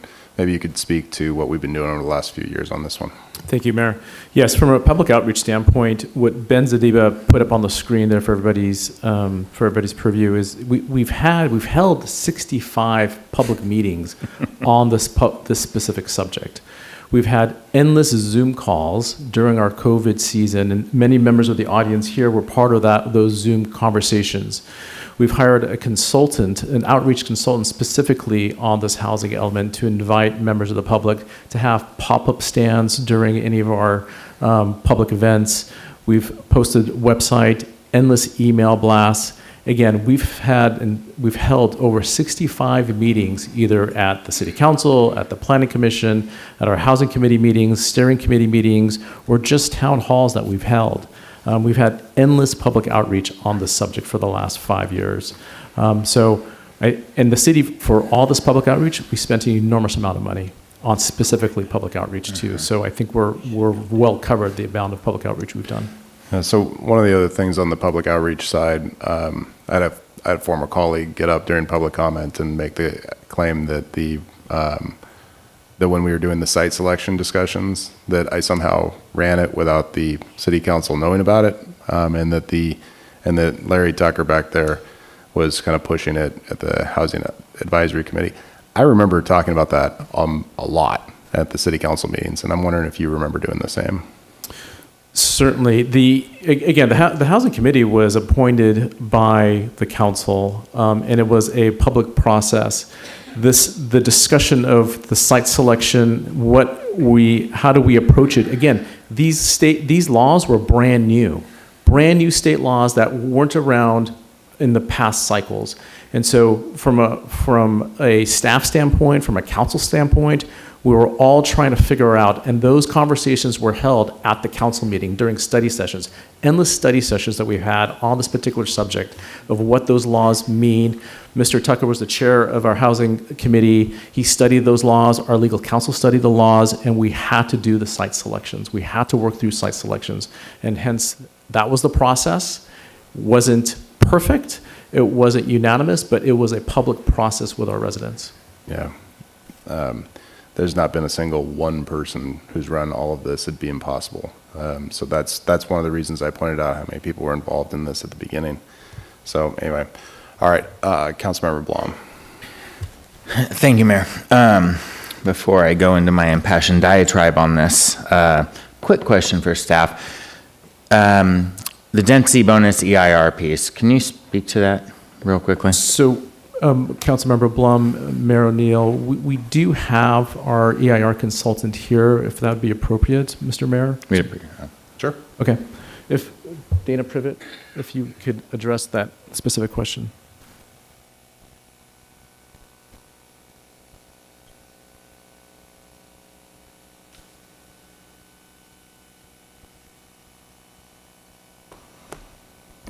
Mayor O'Neill and members of the City Council, thank you. This is Dana Privet with Kimley Horn. We are consultant to the city in preparation of both working with the city staff on the housing element and the EIR. As was noted by Ben in his presentation, the need to address not only the number of units under RENA as well as to provide for a buffer, recognizing the need to accommodate the potential impact of a no net loss situation where you would end up with insufficient number of both areas as well as units to address the need for affordable housing. Because of both that as well as not assuming a net change in the use as opposed to looking at it in the context of development in addition to existing on the site uses, except for where sites were vacant, provides for a very comprehensive as well as conservative CEQA analysis in terms of the potential impacts on the environment. As it applies specifically to density bonuses, the project description of the EIR does address that, and recognizing that it's only the requirement of the city to identify how they will meet the RENA, recognizing these other factors, that knowing that there will be some density bonus units on some of these sites, that because of this level of conservative analysis, it does take into consideration the potential for density bonus units, and both the staff and us as consultants to the city addressed it in that way, so that the number of units that would be anticipated as a density bonus were addressed as part of the EIR analysis. Great. So everyone got that right. That was perfect. Thank you for that extremely easy to understand and succinct point there. No, I think it's been said. It's better when we have somebody that has that kind of information, isn't it? Running our EIR. I'm very happy about that. Ben, you want to give us a quick piece there? Yeah, I've learned well from working this, and actually started my career as a planner, as an intern at the city of Newport Beach. Actually, how about this? We can cut to the chase. After seeing the multiple letters that we've received, after listening to the public comment, have you seen or heard anything that would dissuade you from advising us to certify the EIR tonight? I would not. All right, thanks. Thank you, Mayor. Thank you, Mayor. Go ahead. So this is not an easy point to come to, and so I'm going to start my comments right now. I look out here and I understand the frustration of all of you. You know, I've heard how many years all of you have lived in the city and how much you love the city. I get it. I was born here. I was raised here. We started our first business here. We've worked through it. We don't want to look at the city be destroyed. We're not looking to add a bunch of people. We want to keep the culture and the style and who we are. Of course. When I look back on the 45 years ago that I was born here, it's a very different ideal than it is now. And so is the state. And I think the irony is sometimes we look up at the dais and we assume that all of us are out here to get you, to fight against the people of Newport, and that this is somehow a decision we're making against you, not with you. And I think that's the irony. And as Mr. Mosier made a great point, that's correct. No one is running against me. So please, go file papers. I welcome it wholeheartedly. I'm up here because I love Newport, and that's the only reason. There are no other political ambitions, trust me. When it's over, and I get to go back to my glorious life. And I'm here to make the decisions I can in the best interests of the city of Newport Beach. And it's funny that I've heard so many speakers come up here that in previous years I've heard fight against a vote of the people when it came to Measure B and electing the people that rule you. Well, that will go on the record for sure, that govern you as mayor and as those pieces. I think that's ironic that we can switch so quickly when it doesn't fit our exact interest for the moment. I'm also wondering, and I'm so surprised at how quickly all this switch happened. And where some of these websites just popped up with no names on the bottom. They weren't from Spawn. Where did they come from? Where did these emails come out from? It's so interesting. Was there somebody else trying to move this? Were there monies coming out from somewhere else? Was there another developer that has hand in the pot that wanted this to fail for his own success? All questions I think we should probably look at. And then the question really comes back to me is this: when's a vote not a vote? And that's really what I've toyed with this entire time. If this vote fails, as many of you have said in your emails, then it comes back to council. It's very true, it does. And then we have to figure out a way to pass it, or what happens? Remedies that have happened in other cities start happening. Our housing element is not certified. Builders remedies. They come and take over our community development department. They start charging us money. Yeah, we can pay for lawsuits and keep fighting them, but we've seen how that has worked in other cities. And frankly, it's not well. We hear about a bunch of other cities that are doing better than us. Yorba Linda. So how many of you out there are willing to go move to Yorba Linda today and leave Newport Beach? I think there might be a little more property out there, a little bit more land you can build on. Our issue is we don't have space. So the reason we've added units, the reason we're trying to get this done, the reason it's taken 4 years, with everyone that has actually said something against this process right now, has been a part of it, which is amazing to me. So this isn't a question of, do we want to bypass the voters? Absolutely not. The question is, does the charter preclude state law? And the answer is absolutely. The last sentence very clearly states, if there is state law, this precludes a vote. And that is what we're trying to do. We're trying to pass the best possible deal we can get. And we've been pitched with this idea we get to go back to the negotiating table with HCD. That's a beautiful and altruistic world, and I love it. But for 4 years, we've been negotiating. For how many, and I thank the mayor for putting up the timeline, how long we have negotiated. And so somehow now we can turn the tides immediately, and they'll be like, you know what, Newport Beach, we don't want to make an example of you. You're not a problem city for us in the game of Sacramento. And that's part of what I think we forget. Look at what California is currently. Look at who we are. A bastion of hope, of freedom, of good governance, of great budgets, of self-care. Look at the rest of California and ask yourself if that is the same thing that's happening.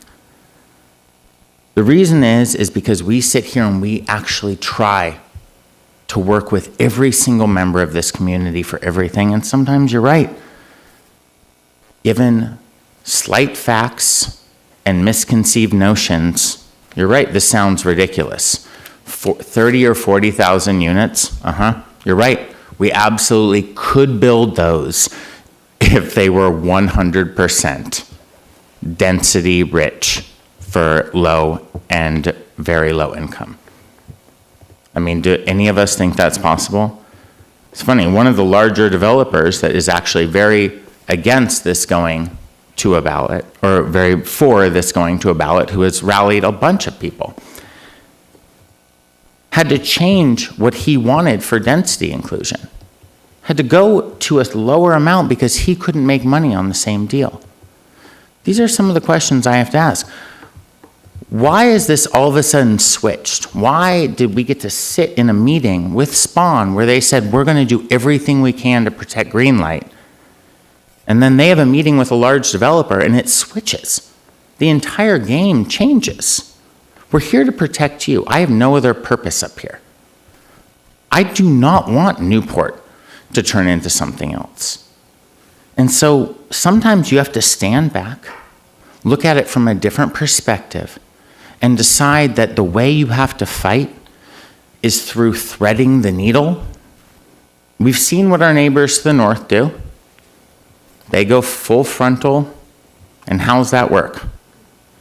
Builder's remedy, huge issues, problems with the state, lawsuits coming forth. That is not our style. Our style is to be smarter, more strategic, and better than everyone else, because that is Newport Beach. That's where I'm from, and that's who I'll always be. This isn't about something else.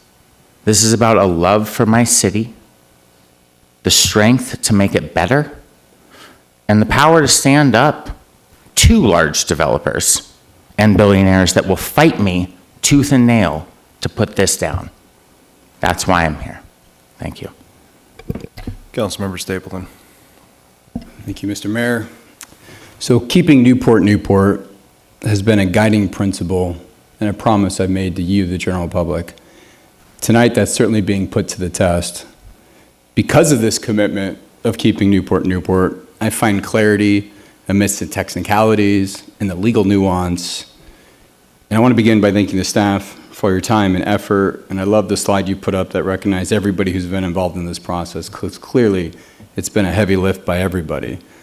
But I want to make it clear what it is that we're talking about tonight. Down one path is something imperfect, no doubt, but it's something manageable. Deborah Moore, I couldn't agree with you more. I'm as frustrated as everybody about all of this, and we have Sacramento to blame. We use a lot of government speak when we're talking about these issues, but let's be clear what it would mean going down a path and if our housing plan were to fall out of compliance. We gloss over the $600,000 monthly fines in the event we're out of compliance. That's 4 police officers. Are we ready to give up 4 police officers to be out of compliance with their housing plan?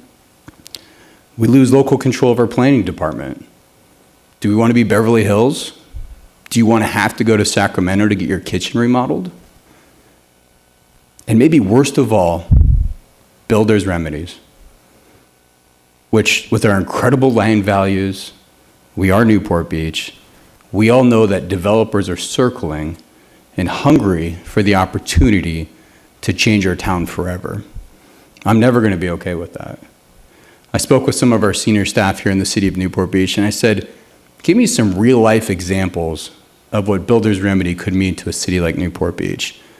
You all know the Chipotle, PCH and Jasmine in Corona Del Mar. How about shoving a multi-story 50-unit apartment complex there? How about East Bluff Tennis Club, squeezing in hundreds of units in that location?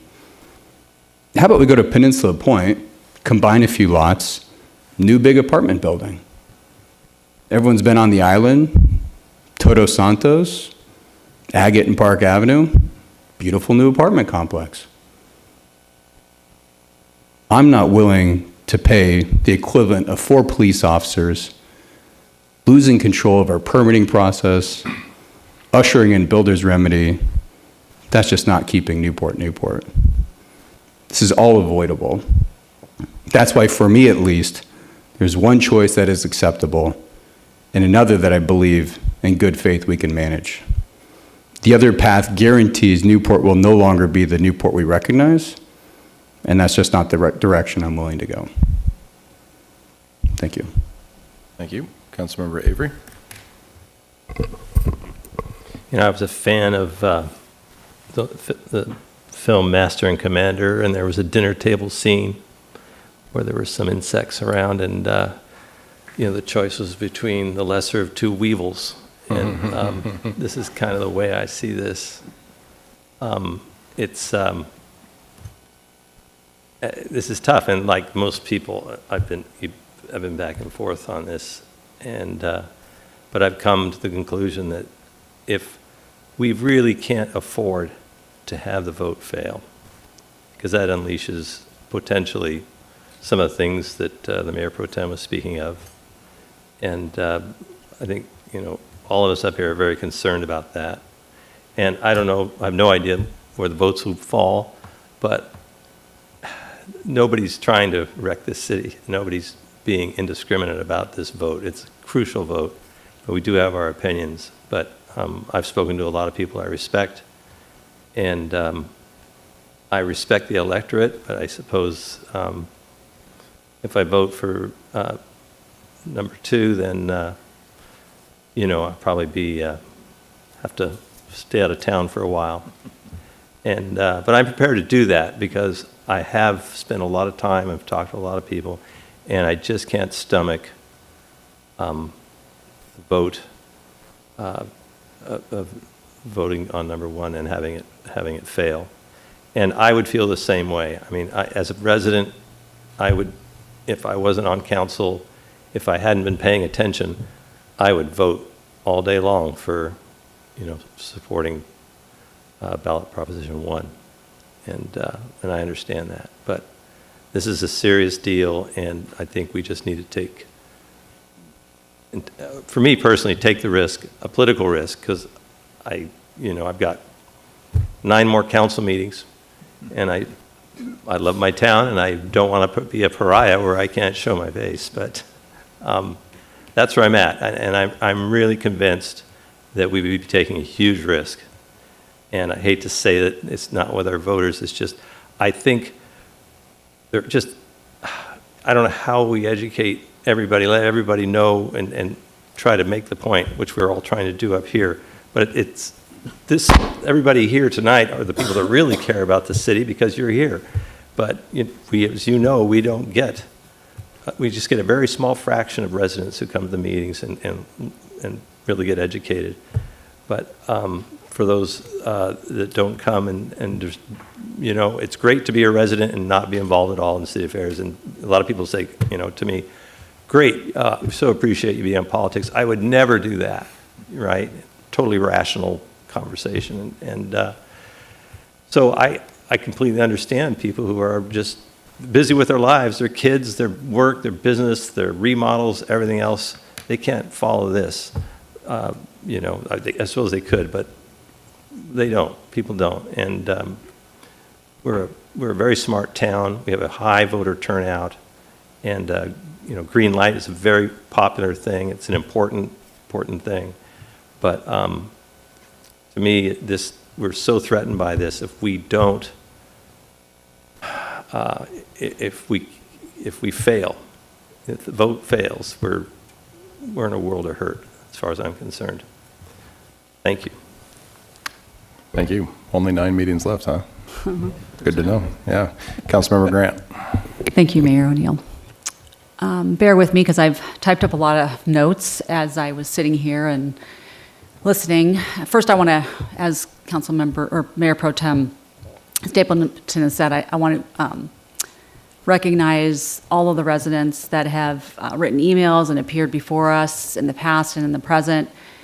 This is a really important issue, and it's worthy of the robust exchange of ideas that we've had over this past 4 years. And it is really important that we hear from the public and listen to our residents and then consult with our staff, who I also want to thank. You've devoted years to this task, and you've applied unbelievable professionalism and really embraced the community engagement, and that to me is one of the most important parts of your job. And so I'm very grateful to you and to everyone else on the staff that has participated over these last number of years.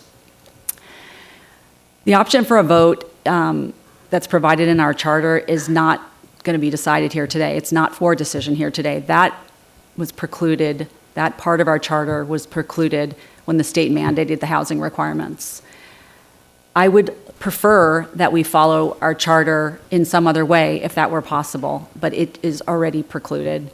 When we debunk all the rumor and the innuendo, there's been a lot of accusations flying back and forth.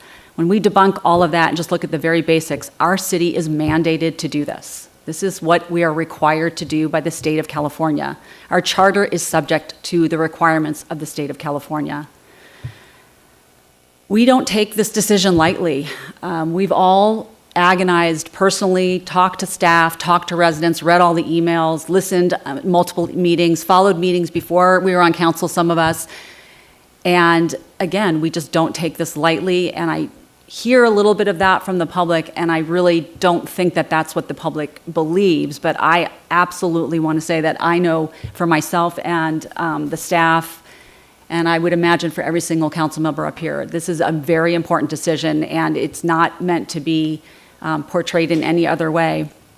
We've read the documents, we've consulted with other city council members, including your Belinda.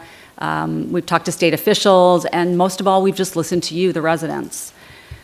We prefer any other achievable path to lessening the burden the state has placed on our city, but the state has placed this burden years ago, and we've been dealing with it for years. The housing element is certified, and our city is required to implement it. Failure to do so comes at a high risk with drastic consequences. As I don't need to re-outline, we've heard it from other council members, we've heard it from staff, even heard it from some of the members of the public. These consequences are already occurring around the state in cities that we know and projects that we're aware of. We don't want those consequences here. They're much, much more undesirable than the idea of planning for housing in our city. There's not a loophole, there's no workaround to implementing the certified housing element. What we have to do now is we have to move forward with the mandated implementation. That's just a requirement. No matter what we do, we have to comply with these state requirements. We've tried in the past to go the legislative route, the judicial route. It hasn't worked. We're at the end of this cycle. We have to move forward. We can do that by retaining the ability to apply our city's development standards regarding where projects go, what their density is, what their design is. That's the important piece of this, that we retain as much local control as we possibly can, so that, as Mayor Pro Tem Stapleton and others have mentioned, we don't end up with massive projects in the wrong part of town. We can maintain a certain amount of control if we move forward and implement the certified housing element. We can allow our community's character to be retained and not to be directed by Sacramento bureaucrats, because that is a possibility. And we've seen it, as I mentioned, in other cities. If in the coming months there's an opportunity to relieve this burdensome overreach by the state through judicial or other legislative action or intervention, I would be ready to support that. Thank you. Thank you. Councilmember Kleiman. Thank you, Mayor. I too first want to thank our staff for all of the work that you've done on this to date, and we all know it's substantial. From all of the public sentiments on this issue, I think the only thing clear is that residents are wholly unclear about what a RHNA mandate requires of the city, about the allowances of the housing element, about the lack of rights and remedies available to us, and about the narrow question before us tonight. And rightfully so, especially now that this has been so distorted and very politicized, unfortunately. Not that it matters much what I think personally, as I'm a proxy for the residents who elected me, but I do not want these RHNA mandated units. I want to fight back too, just like you. I don't want to see the character and charm of this city degraded or our amenities and services overrun. Unfortunately, we're not here discussing what I or any other residents in this city want, because simply not complying with these state mandates is not a choice we, the council, or, and this is the important thing to understand, we, the electorate, can make. I said this at the study session, and I'll emphasize it again tonight. There's a lot of talk about protecting local control because it matters to all of us. We appealed these RHNA allocations to no avail. Most recently, this council voted to leave the League of Cities over their refusal to abide by their stated mission to protect local control in their support of Prop 1. But Sacramento has already usurped local control, and housing is just one example of that.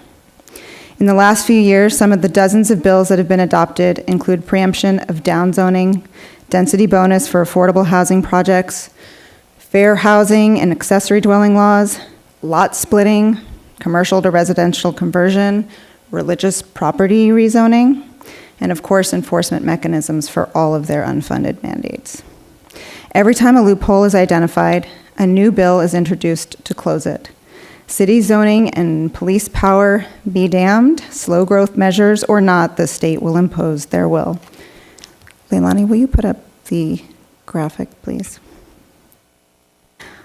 I want to share this graphic, courtesy of one Alfred Twu, that illustrates all of the new proposed housing-related legislation for this year alone. As you can see, it's a lot. It looks a lot like this when you look at each of the previous years as well. Thank you, Leilani. You can take it down. We've been trying to predict the state's next move and deliberating over how we can retain what little control, if you can even call it that, remains for our beautiful coastal community. Charter cities like us are supposed to be allowed to govern themselves, but even that has been challenged with state preemption. This is the most critical and challenging decision in our tenure, since there's no good outcome for a housing element that we do not undertake to adopt on our own volition. There's no good option or definitive path before us, just a roll of the dice and varying degrees of unpredictability and risk. It's entirely uncertain how much more we stand to lose with each of the scenarios presented to us, with the potential threat of builder remedy projects, state penalties, or override of our city permitting. But it all comes down to whether state law precludes a vote based on the interpretation of one sentence in the green light section of our charter. Communication submitted since our last study session discussion demonstrates that there's at least one group interested in the city that intends to challenge a decision if made to opt for a no vote of the electorate. It seems to me that a decision of the court would not only provide the certainty that we lack, but also an insurance policy for further action. We'll have to expend taxpayer funds for legal expenses, just as we would for a ballot measure, but the former would afford us a resolution. Again, no great option before us. Thank you. Thank you. Councilmember Weigand. Yeah, I'm not going to say too much because I think most of you read my Stu News article today, but I had the pleasure and honor to work in the California State Legislature for 3 members and a senator and 2 assembly members. They're really good people. They came up with a lot of really good ideas. And I have watched the legislature and our state go further and further to the extreme. And every year we introduced tons of good bills. And we thought, oh, this is a really good idea. This will really be smart. This will really help us out. And to see them get rejected and come up with completely opposite and different ideas, that will just boggle your mind. And at some point, I started to lose faith. And I've heard some speakers here today say, oh, well, we'll just got to wait it out. Eventually, they're going to do something so bad that we'll get our right guys in there. And I've been hoping for that for a very long time.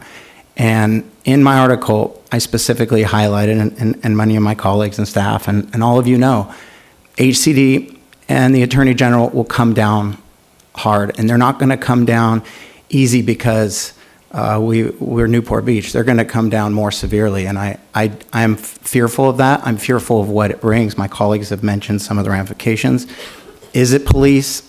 I don't know. I think we could probably find a way. Is it fire? We probably would find a way. But is it capital improvement projects? Is it code enforcement? Is it quality of life issues? It's all these things that we take for granted, that we balance our budget every year and we're in the black. And we do a really good job of making sure that we're in the black.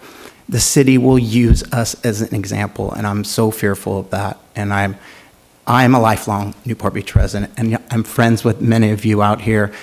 A lot of you have written me campaign contributions and put your signs in your yard and trusted me to stand up for Newport and do everything as a local and a pulse on the community and perspective of the community. And I'm just really worried that if we go to vote and we fail, or we delay on this, or we do something that is wrong with the state, they will come down and use Newport Beach as an example. And being up in this position, I watch these council meetings all the time and said, you know what, I would vote differently on this. And it is easier to do it from the audience perspective than being up here. And I want to protect Newport Beach and prevent what this state will do to us if we're not in compliance, if we get to decertify, if we can't figure this thing out. And 4 of us are newly elected, and we've been up here that long, but those that had been up here previously and those who are here that will be working their way off, they've done the hard work, they've laid the foundation, and now it's now in front of us. So I'm at a loss that the state has done what it's done, but here we are, and we have to make these important decisions now and do that. So thank you. Okay. I think the approach then, given some of the comments up here, I think the best approach would be to kind of work in sequence, because some of this will start precluding other things from being voted on, and some will need to be addition to. So given that the threshold issue is really whether we have a majority support for option number 2, 2A and 2B should probably be part of a motion. And because I don't anticipate supporting that one, I think someone else needs to make the motion.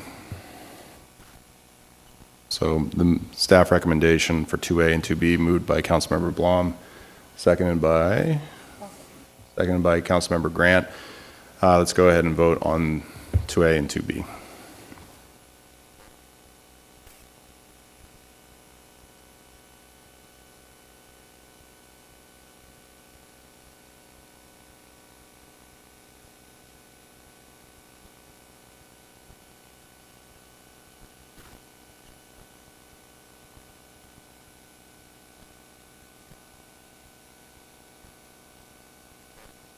Eric. I'm seeing 1A, not. So this one, it's on the motion text, it's going to be different that you're looking at because it's the full motion. So we're voting on 2A and 2B staff recommendation at this point. Copy. With Mayor O'Neill abstaining, the motion carries 601. Okay. So what that does is it takes 1G and 1K through 1K off the table. On one, we're going to go with, here's what I'd like to do on this one. So I'd like to have three consecutive votes here. The first one's going to be focused on 1A, which is the resolution certifying the EIR. We'll then do 1F, which is the override of ALUC. And then I'll entertain a motion for the remainder, which would be 1B through 1E. So on 1A, I will make the motion to support staff's recommendation for the adoption of the resolution in 1A. Do I have a second? Second by Councilmember Blom. Any discussion on that item? All right, let's go ahead and vote on that one.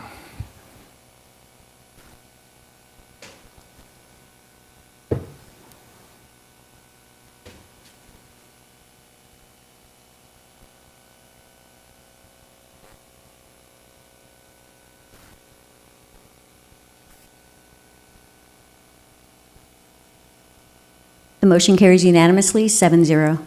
All right. I'd like to move down to 1F now. 1F is the resolution for the ALEC override. So I'll go ahead and make the motion for staff recommendation of approval of the adoption of the resolution in 1F. Do I have a second for that? Seconded by Councilmember Avery. Go ahead and vote on that.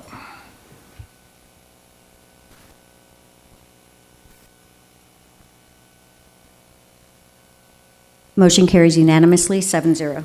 All right. And then do we have any other motions at this time? Mr. Mayor, I'd like to make a motion to approve staff recommendation on 1D, which requires no further pieces to it. So 1D being the objective standards. Correct. Okay. All right. Mr. Harp, just to be clear, 1D is acceptable to be voted on at this time? Yes, and that doesn't actually conflict at all with it. No, there's no argument that conflicts with the general plan at all. So it could go to second reading on August 27th or whatever date you choose. So even if outside of this discussion, even if we weren't having a discussion about the general plan, adopting a 1D would be acceptable? Yeah, I think overall the way this was presented to the city council was for that to be, effective 30 days after second reading. So it had always been planned to kind of move forward separate and apart from the pieces that are tied to the election. Okay, I can support that then. All right, let's go ahead and, I'm sorry, we had a motion. Do we have a second? Second by Councilmember Avery. Let's go ahead and vote on 1D.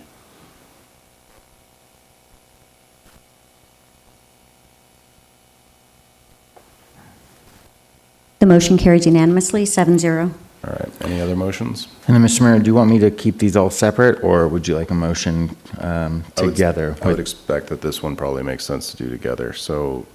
B, I'd like to make a motion with staff recommendation on B, C, and E. And I believe, Mr. Harp, are there some issues with this piece? So I think with B, C, and E, one change that'll need to be made is those were all, the effective date was all tied to the election, so you'll need to have the effective date for the resolutions be immediately, and then the effective date for the ordinance would be 30 days after adoption. And my recommendation would be to bring the ordinances back, including 1D, so both the ordinances back at the time the city council considers, revising the housing element, which I believe is projected to be the first meeting in September. First or second? Second meeting of September. Second meeting of September. But to bring it back with the housing element, primarily because you can't have a zoning provision that's in conflict with the general plan. So at least one of those ordinances would need to come back anyways at that time. So I think it makes sense just to bring them both So back. just to be clear, I want to make sure the motion's clear on this. When you say come back, you mean for second reading? That's right, for second reading. Okay. So I think the change would be that the effective date for the resolutions would be immediately. The effective date for the ordinances would be 30 days after adoption. And my recommendation is to bring back both the ordinances for adoption at the same time that the housing element modifications are considered. All right. Give me just give me a second, and I'll make sure that comes back. I want to make sure on that previous vote that we just made on 1D, do we need to include the reference to when we are doing the second reading as part of that motion? Because if so, we need to kind of reopen that vote. I think so, and I probably should have mentioned it before. I wasn't sure whether there were going to be additional votes or not. I mean, it's fine to come back on August 27th, because it's kind of a separate item, but if you're going to bring both the ordinances, it makes just sense to bring it back when we do the housing element. All right, so I'm going to reopen that vote to make that modification so that it's clear on what we're doing here. So, Leilani, I apologize. Who made the motion on that? Councilmember Blom, and then Councilmember Avery seconded. Okay, so on that motion, the clarification of the effective date and also the date of it bringing back for the second, is that acceptable, Mr. Blom? That is acceptable. Thank you, Avery? Mr. Mayor. Yes. All right. Let's go ahead and just raise hands on that one instead of going through a full vote. If you agree with that modified vote, go ahead and raise your hands. Unanimous, 7-0. All right. Okay, let's come back around now. So we're now entertaining a motion on 1B, C, and E. 1B, C, and E, and then let me just make sure I'm getting this right. So C is an ordinance. So the effective dates of B, C, and E would be consistent with what Mr. Harp just said, with the ordinance coming back for second reading at the time that Mr. Harp just referenced. Is that the motion? That's the motion, Mr. Mayor. Okay, do I have a second? Second by the Mayor Pro Tem. Let's go ahead and vote.